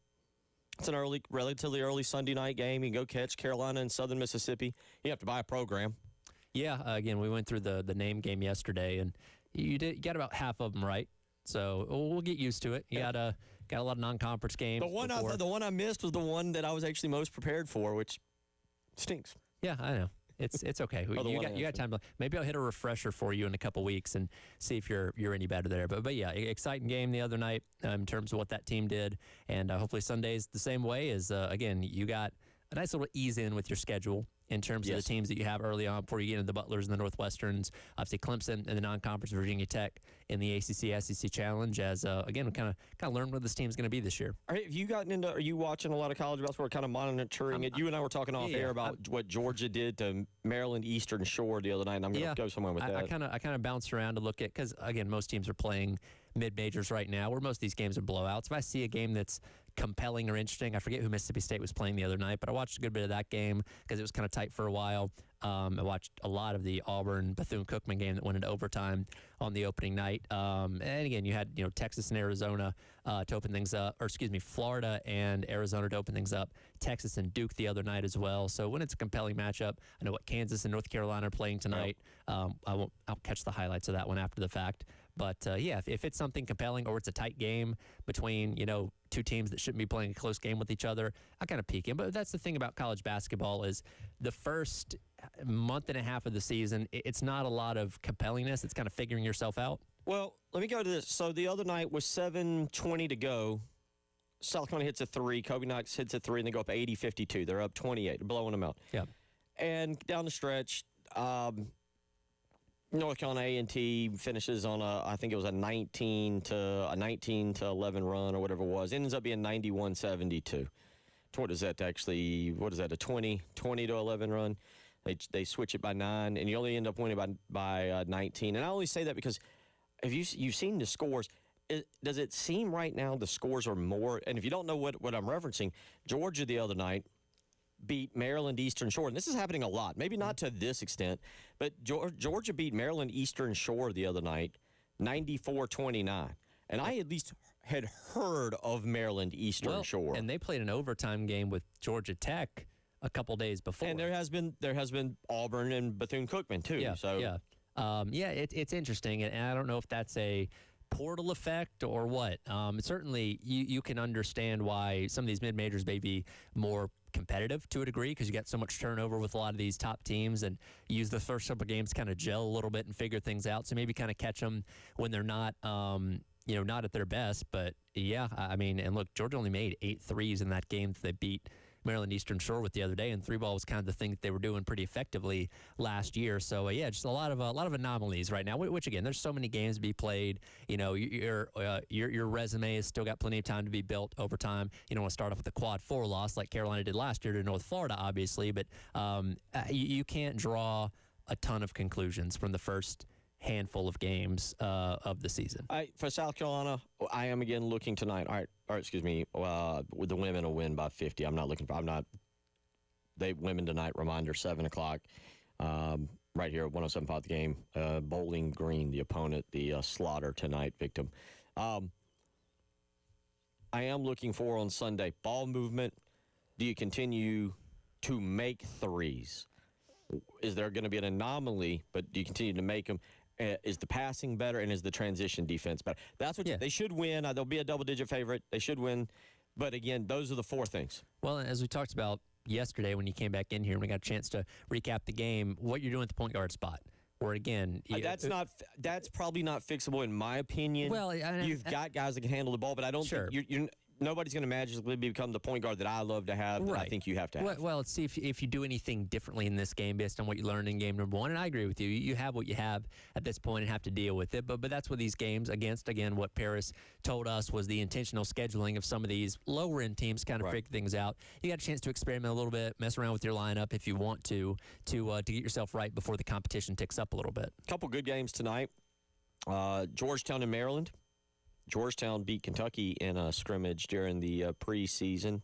Valpo does play Kentucky tonight. That'll be on the SEC Network. Plus, we mentioned it, 7 o'clock on ESPN, Kansas and North Carolina going at it over in Chapel Hill at the Dean E. Smith facility. And, of course, I do want to let you know, if you are getting off work and you're into this kind of thing and you're going to go to a local establishment and they have ESPN Plus, MIT and Harvard. ESPN Plus.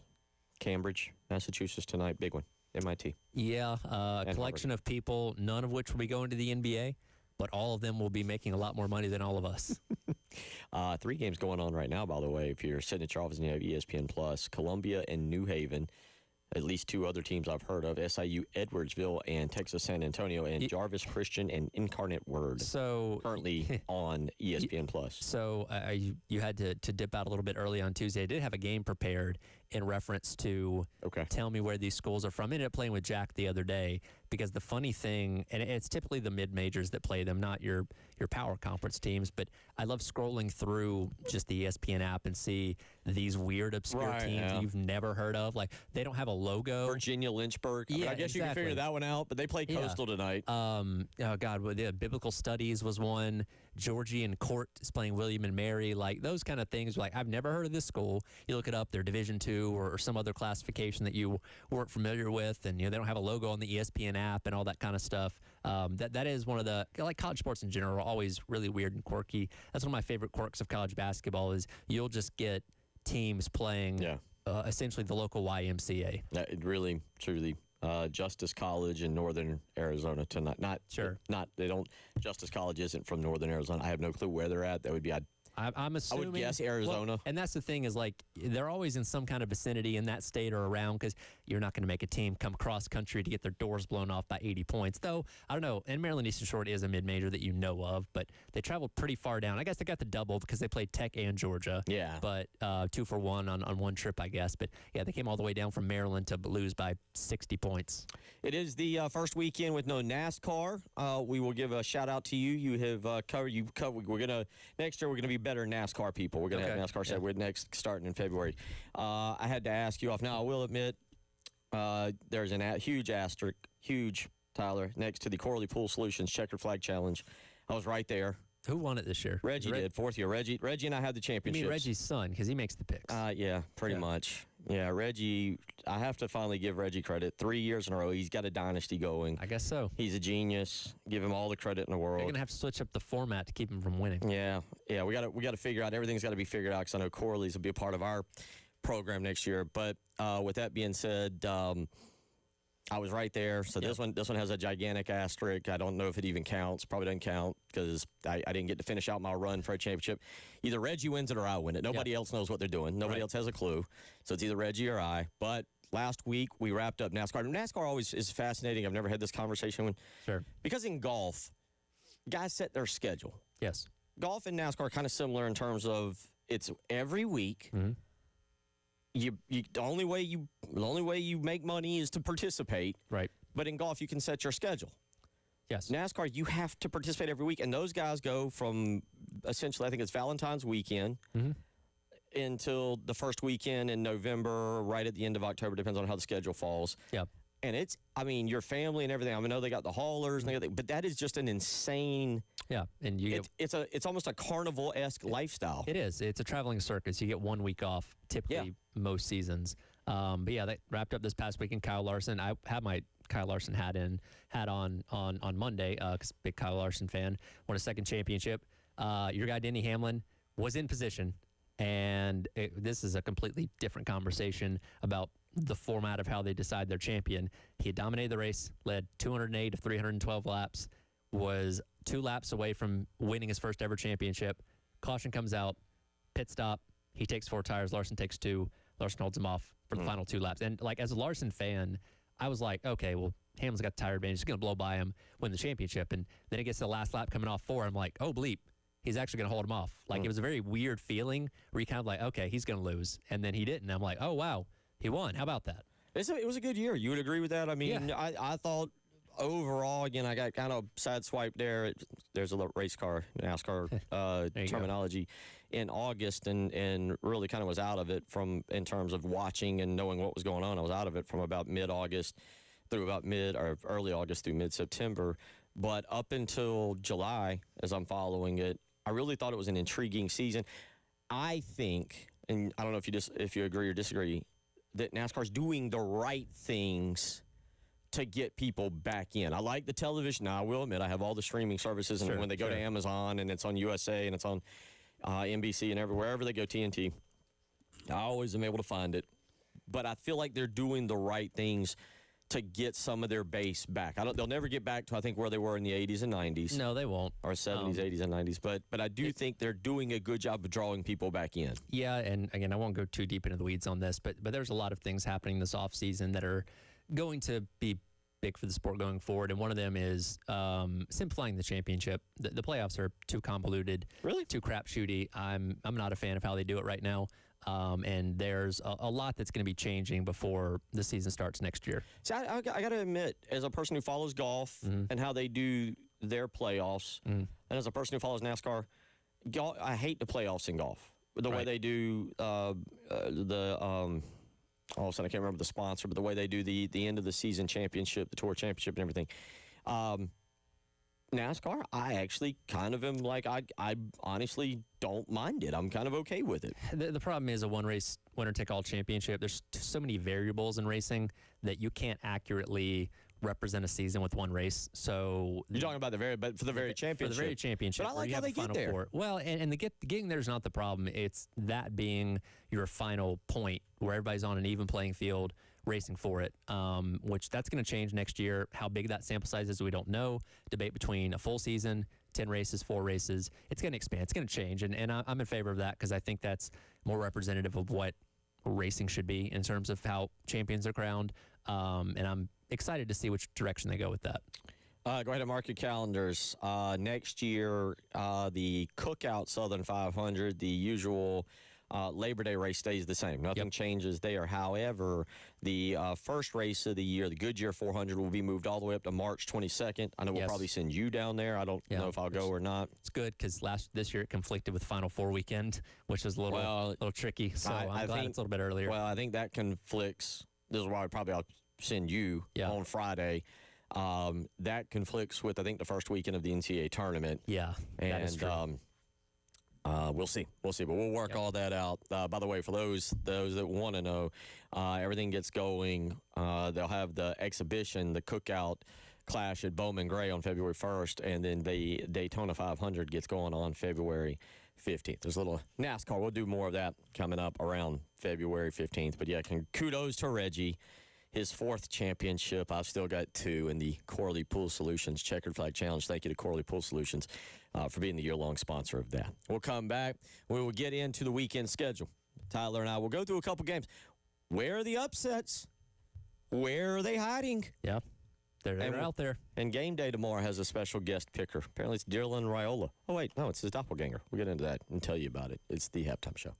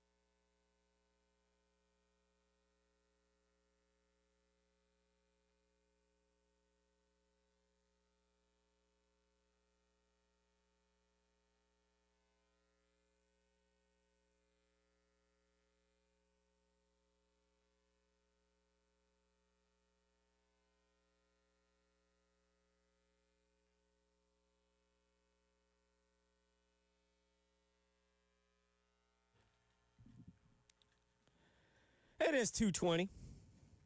It is a Friday. Bill Gunner, Tyler Head, Captain Dave Adair. Hope you're doing well this afternoon and getting ready for the weekend. Another big weekend. We have survived the Maction. UMass and Akron. I almost called it Akon. UMass and Akron. Akron won 44-10 on Tuesday. Miami of Ohio and Ohio. Poor UMass, man. Did we talk about when they almost had Limbo's team beat the other week? No. Yeah, they Didn't quite see that. They had a 21-20 lead on Buffalo, picked off their quarterback with under 2 minutes to go, went 3 and out, gave the ball back to Buffalo, and then Buffalo scored a touchdown with like 20 seconds left to keep their defeated streak going. The Fighting Pete Limbos bringing pain to the Minutemen. Wednesday night was Kent State and Ball State. Ball State won 17-13 for UMac aficionados. Toledo 42-3 over NIU. Last night, USF. I thought it'd be a good game. USF was a double-digit favorite, but they blow out UTSA 55-23, and App State was down big to Georgia Southern and rallied, but not enough. They lost 25-23. Yeah, they're down 19-0 and put together a pretty strong second half there. By the way, that is a very deep-rooted rivalry between those two, going back to their days in FCS, and both of them were national championship contenders for a long time. So that's always a fun game. And then again, the NFL game last night wasn't much to write home about. So a little bit slim pickings when it came to good football to watch last night. Yeah, I'd like to do a one day when I'm old enough and healthy enough, kind of a tour.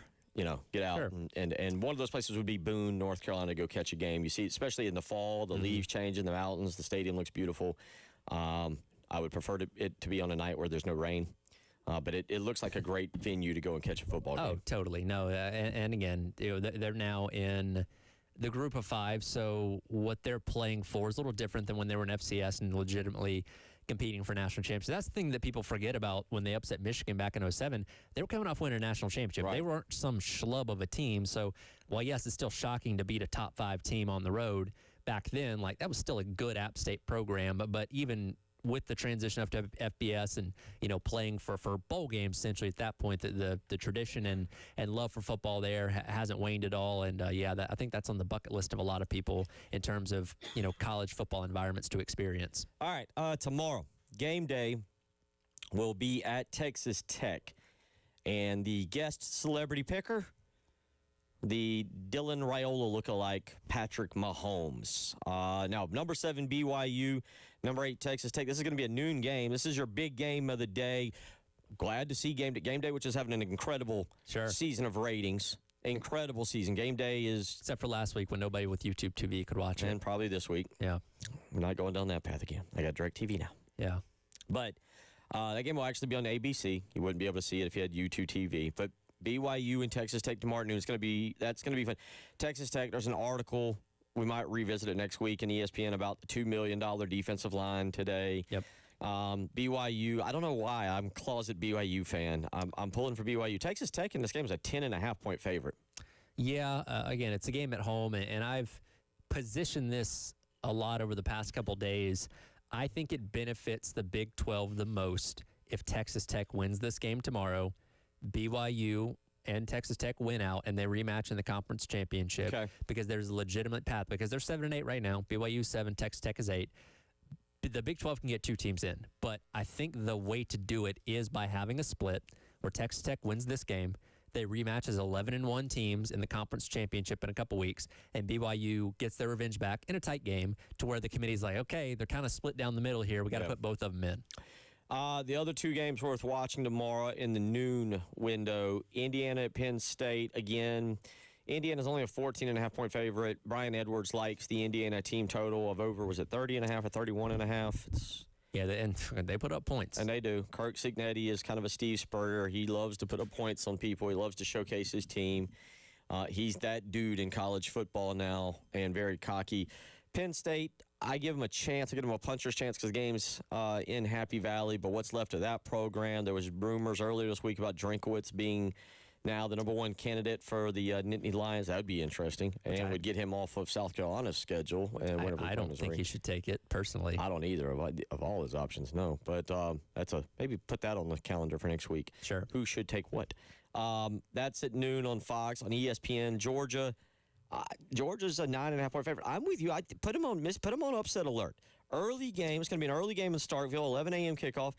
Jeff Lebby's got Mississippi State being scrappy. They came back last week, so they're riding high. Yep. Georgia, that game in Florida, I don't know if it exposed them a tad against Florida.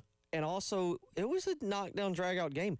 I can see Georgia getting off to a very slow start here and having to really rally in the fourth quarter against Mississippi State, not pulling it off. Last year when they played this game in Athens, they couldn't put Mississippi State away. Michael Van Buren and that offense kept scoring points and keeping them in it. Georgia won the game, I think 41-31, but it was uncomfortable the entire time. And I'm curious to see, because outside of their loss to A&M, which was 31-9, Mississippi State's been in every single game they've lost this year. Overtime, they blew the lead to Texas a few weeks ago, finally got over that hump against Arkansas. Does that flip a switch for a team like that, where now that you've actually proven you can do it, do they go on any kind of run here to close out the season and you know, in the year pretty solid? They've already exceeded the expectations I think a lot of people had from them, where they only had 2 wins, you know, a season ago. But they're a dangerous team, especially at home. Early kick, Georgia game coming off the rivalry game. That's going to be one to maybe you're not watching that as your A game, but keep an eye on that scoreboard because it could be a little funky in the fourth quarter. I'm with you on that.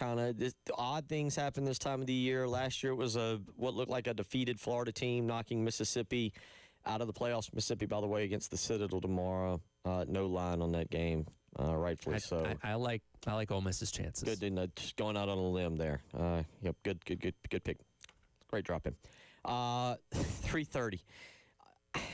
Do you give? So you look at upsets for tomorrow. Yes. And Missouri's ranked, but they're on their third string quarterback. A&M. If Missouri had Bo Pribula, this to me game. This game's wildly different. I don't feel like Missouri's got enough left in the tank. I don't either. If their defense gets some takeaways and stuff like that, maybe. But I think we've seen Marcel Reed continue to get better every single week, and that team's really hitting their stride. Again, this is kind of one of those games that allows Mike Elko to prove that this is a different Texas A&M, because we've all been waiting. All right. You started off 7-0, start off 8-0, but the collapse is coming. You're going to end up 8-4 or 9-3, missing the playoffs. This is a game on the road against a ranked opponent that looks to be down without their starting quarterback or their backup quarterback. Can you survive this test? And I think A&M will. If Missouri wins, it's a testament to what Eli Drinkwitz is, and I think Eli Drinkwitz is a good coach. Although I've said that twice before. Brian Kelly, not so much a good coach now. Kalen DeBoer. Well, here's to be determined. Brian Kelly's still a good coach. True. But he just was not a fit for what LSU is as a job. Excellent comeback. You have now defended me. I love it. Thank you. And he'll find a job somewhere else, and maybe one that'll fit more of his brash style and where he doesn't have to fake an accent to fit in. Yeah, by the way, did you see his letter to LSU? Also, in the first line, he wrote family, and we all read it in his voice, right? That's all we do now. That's how I say family. It annoys the kids. That's 3:30 ABC, 3:30 CBS. Oregon at Iowa? It is going to be 44 degrees and raining for this game. It's always nasty in Oregon. This is going to be in Iowa. I know it's in Iowa, but I'm just saying I don't think it affects him. But I don't know. I think Mark Gronowski's a good running quarterback. I think his passing numbers are atrocious. Well, that's what I'm saying. Of course, he's an Iowa quarterback. I'm just saying I don't think the weather, but Iowa itself drags this thing into the mud and plays some game out of the 1940s, whereas Oregon wants to play in the 2025s. Yes. Iowa's playoff hopes are still alive. They only got 2 losses. Yeah, that's what we'd all be blessed with. This win could catapult them into a good position. Eh? Oh. We got a minute. Oh, sorry. Misread the clock. We got a minute on me. Syracuse, Miami?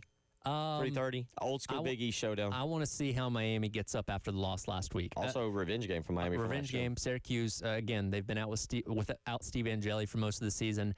Not a great team right now, but Miami, did they sleepwalk through this game coming off the loss last week? But do you know Mario Cristobal's record in November, by the way, at Miami? I know this. Well, I don't know it after. Is it 4-13 after last week, or is it 4-14? It's 4-9.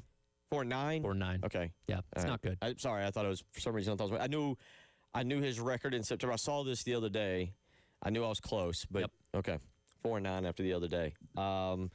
Auburn, real quick, 10 seconds. Can you name their interim head coach? We'll play the game. I cannot. We'll play the game. I'll tell you who the same thing as LSU. We'll come back, and we'll go through the night games. You're listening to the Halftime Show.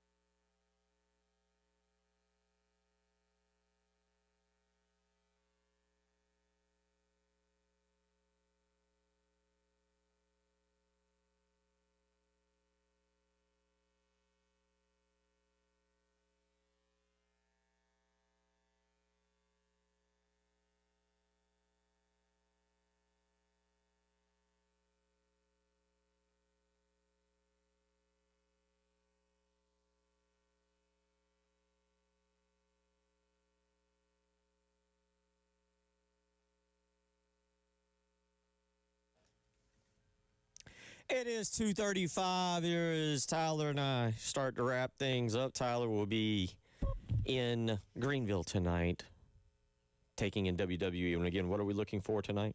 Well, we don't know the entire show yet, so you just kind of go along with it, see what happens. Whatever show. We'll have to look that up, see if they put a schedule out here before we get out of here. Maybe people, I don't know if tickets are available or not.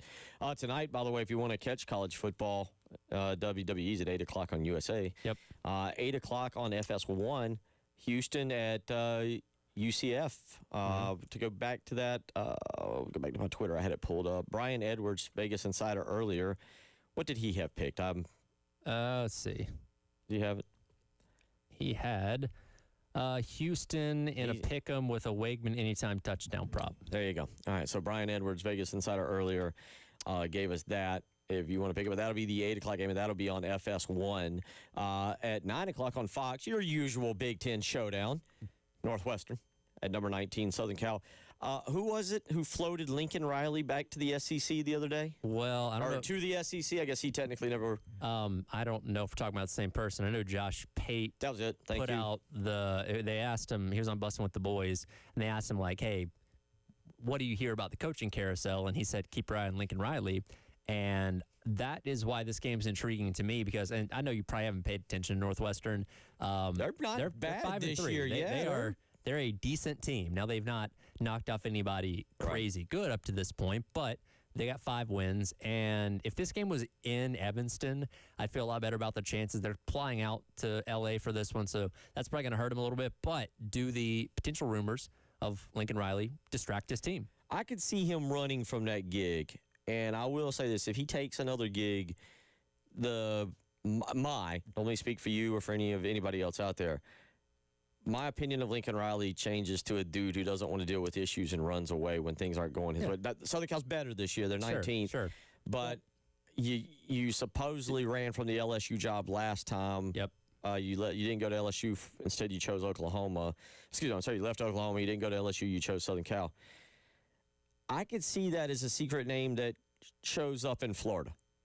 I could. Now there's been the belief again that he's been running away from the SEC for a while, so we'll see there. I just think that, and I give him credit because he's addressed the defensive issues because that was a mark for him when he was at Oklahoma and early on at Southern Cal was, well, they'll score 70 points a game, but they'll give up 68. Right. And that's not going to win you any championships, and that's why they lost all those playoff games that got Oklahoma too.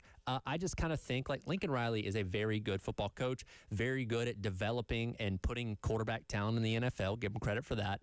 Heisman trophies, all those kind of things. I just don't know if he's ever going to take that next step to being a legitimate national championship level coach. You know what I mean? Great offensive mind, but from a whole team aspect, I just don't know if he's ever going to put it all the way together to get it to the mountaintop. It will be interesting. I do wonder. We wonder if he was running because when he ran from supposedly, unless you have information that I don't, supposedly he did not take the LSU job because of a fear of the SEC.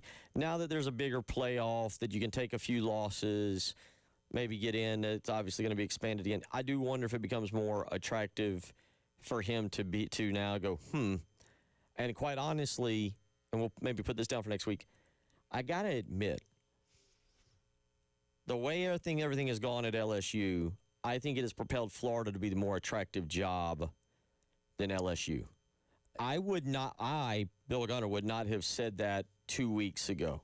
Right. And if Brian Kelly, if the governor had not come out and done what he did, and you'd had the whole thing, and then and I've forgotten, was it the governor or who was it who said that the new AD, he took the interim tag off of him? He's just now the acting AD.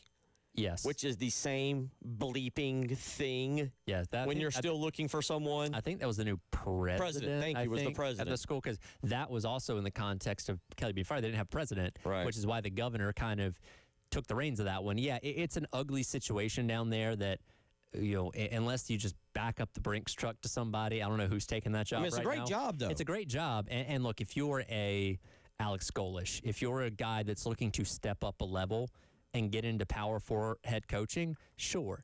But if they think they're going to poach a Lane Kiffin, they think they're going to poach one of these other guys that even Eli Drinkwitz that's already at an established powerful institution. I don't know if you're going to do that with all that stuff going on. I don't put it past them, but in this day and age, in my opinion, in this day and age of college football where job security is becoming less and less secure, I don't see it. And while I think the people at Florida aren't exactly sane, I do think you've got a better chance of holding on at Florida than you do at LSU if you have what we would deem a 7-5 or 8-4 down season, right? In those situations. And plus, Lincoln Riley does have a little bit more of a personality than Billy Napier. Billy Napier's personality drove both of them, really, Brian Kelly and Billy Napier. But sure, yeah, I don't think Lincoln Riley's style is as brash as the Spurriers or Urban Meyers, but it's more of a step in the right direction than what you had with Billy Napier. Also tonight, by the way, 9 o'clock, Tulane at Memphis. Memphis, a 3.5-point favorite in that one. Brian Edwards liked Memphis in that game, too. And that's for the top spot in the American right now. And, again, Memphis penciled in to the playoff right now they weren't even ranked, but by virtue of being thought of as the best G5 team, Tulane can take that from them. We'll see. Night set for tomorrow night. Nothing great. Maybe some games of intrigue. You kind of have to watch the bottom ticker and flip over all of a sudden if you see something going crazy. Florida State Clemson, once proud rivalry. You go to the ACC network, you hush, you sit there, and you two think about what you've done. Yeah, I said, that's where the game's being televised. I said earlier, my Twitter algorithm gave me the video like yesterday of the 2013 game where Jameis Winston gave the speech in the locker room while drinking a Powerade. And that was when those two teams were at the top of the sport. Florida State would go on to win the national championship, and that was kind of when Clemson was starting to hit its stride to become the power that it would be for the next handful of years. And now it's like, okay, now nobody cares about these teams. They're both fighting for bowl eligibility. One of the coaches is definitely probably getting fired here in a couple weeks. And, again, nobody cares about this game. No. And like I said, it's like the ACC chose them and looked at it and said, you two, we're going to put you on this channel, and here's what we're going to do. You think about it. Jim Phillips, ACC commissioner, will be at the well, I don't know if he'll be the guy who's going to make this up, and he'll have both teams at midfield after the game, and point his finger at him. I was going to say, how you act. You're lucky this game didn't get delegated to the Disney Channel. Yeah. We could put you guys on YouTube TV. See what you think. You're strictly on YouTube, no other TV. That one, who knows? Maybe it gets interesting tomorrow night. Clemson's a 1.5-point favorite. LSU, Alabama. In Bama, it feels like this is Kalen DeBoer's chance to just blow LSU out of the water and for us to go, oh, okay, good job. I'm interested to see how much fight LSU has.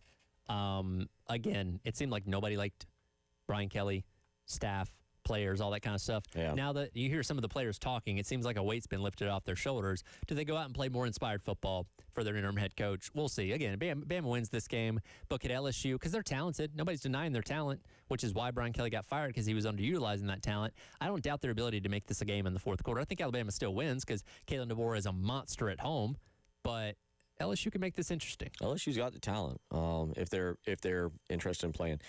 Florida at Kentucky, I am kind of interested to see that for the sake of Mark Stoops. Nebraska at UCLA, Matt Rule trying to get a victory since getting his extension. And Navy in a night game at Notre Dame, number 10. Notre Dame's now in the playoffs. Notre Dame just has to win out, and then Notre Dame goes to the playoffs. Now we get Notre Dame back in the playoffs, and great. Yeah, look, Navy's not really played anyone. They got beat by North Texas last week, and this one. And now Notre Dame did play a tight game against Boston College last week, so it could be close, but I think Notre Dame wins this one pretty handily. All right, we'll wrap it up. Call it a day. Turn it over to Jay and Terry when we come back. It's the Halftime Show.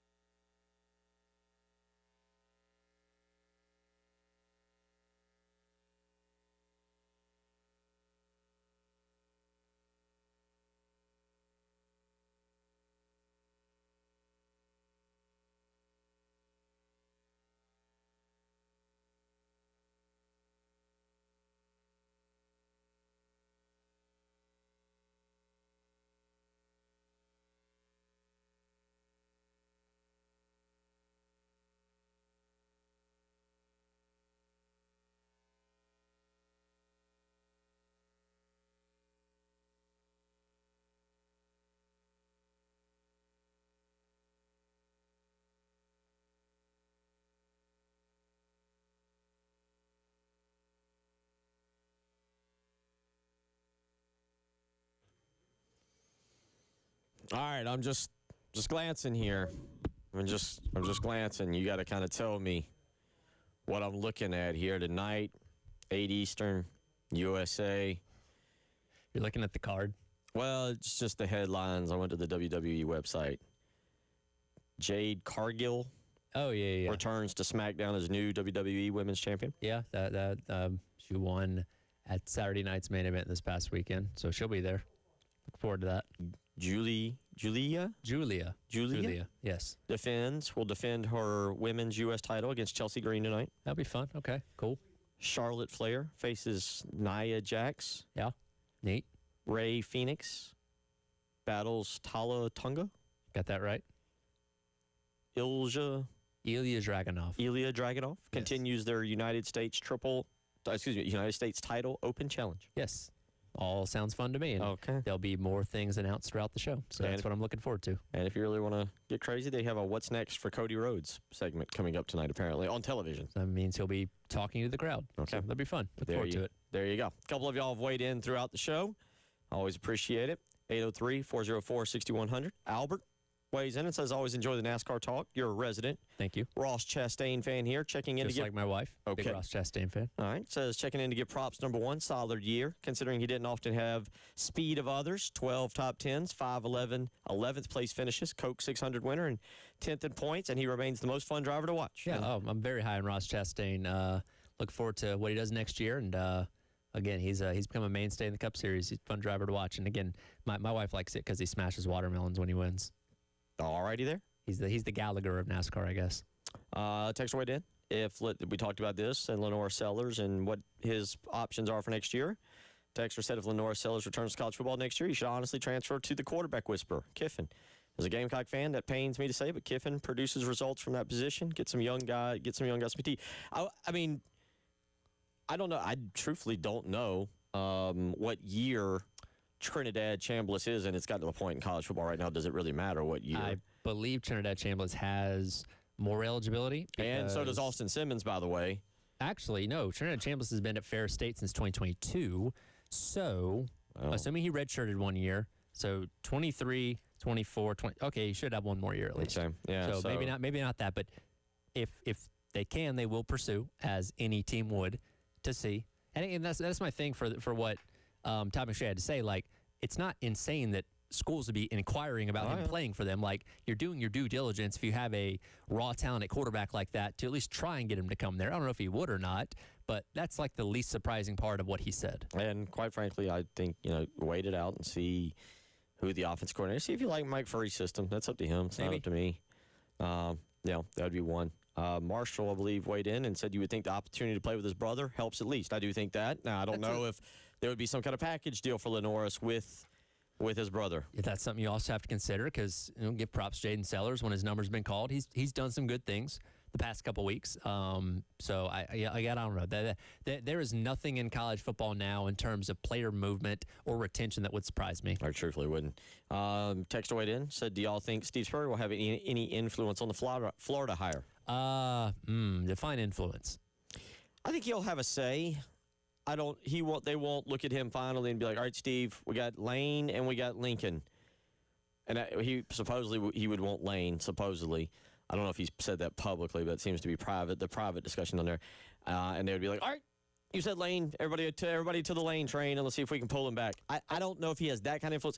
Do I think they ask his opinion? Well, You'd be dumb not to. Yeah, it's like, okay, here's our 3 candidates that we're seriously considering that we know would come.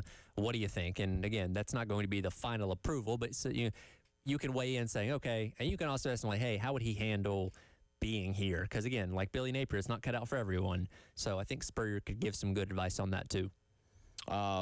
KT from Lexington weighed in on the Lenoris Sellers situation, said, I do believe he needs Lenoris. Needs another year of college ball here or somewhere else. He needs it. And I think we all kind of agree. Yeah. I agree. I'm on board with that. And after listening to the Todd McShay piece, and Gene weighs in and says FSU and Clemson isn't on the Cartoon Network? No. Well, it depends on how you view the ACC network. That's true. When was the last time you watched something on the ACC network?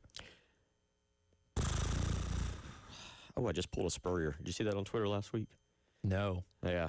They're now saying that when you do that whatever I just did, that's the Spurrier, and they have a a GIF or whatever of him at Carolina doing that. They got it in slow motion. I do know what it is, actually. I watched the ACC has the equivalent of Saturdays in the South, but it was for their basketball tournament. Okay. Awesome. Okay. Absolutely awesome. It was the same thing, the way they did that. Absolutely awesome. Okay. Well, most people aren't checking out the ACC network too often. And I liked my Jim Phillips impersonation of having everybody at midfield and admonishing, to your room. No treats, no video games. You guys are on restriction. That's why you're here. Next year, you come back and you're better. Good stuff. All right. We'll be back Monday. Man, enjoy your weekend. You too. Dave, enjoy your weekend. Good job, Dave. Y'all have a great day.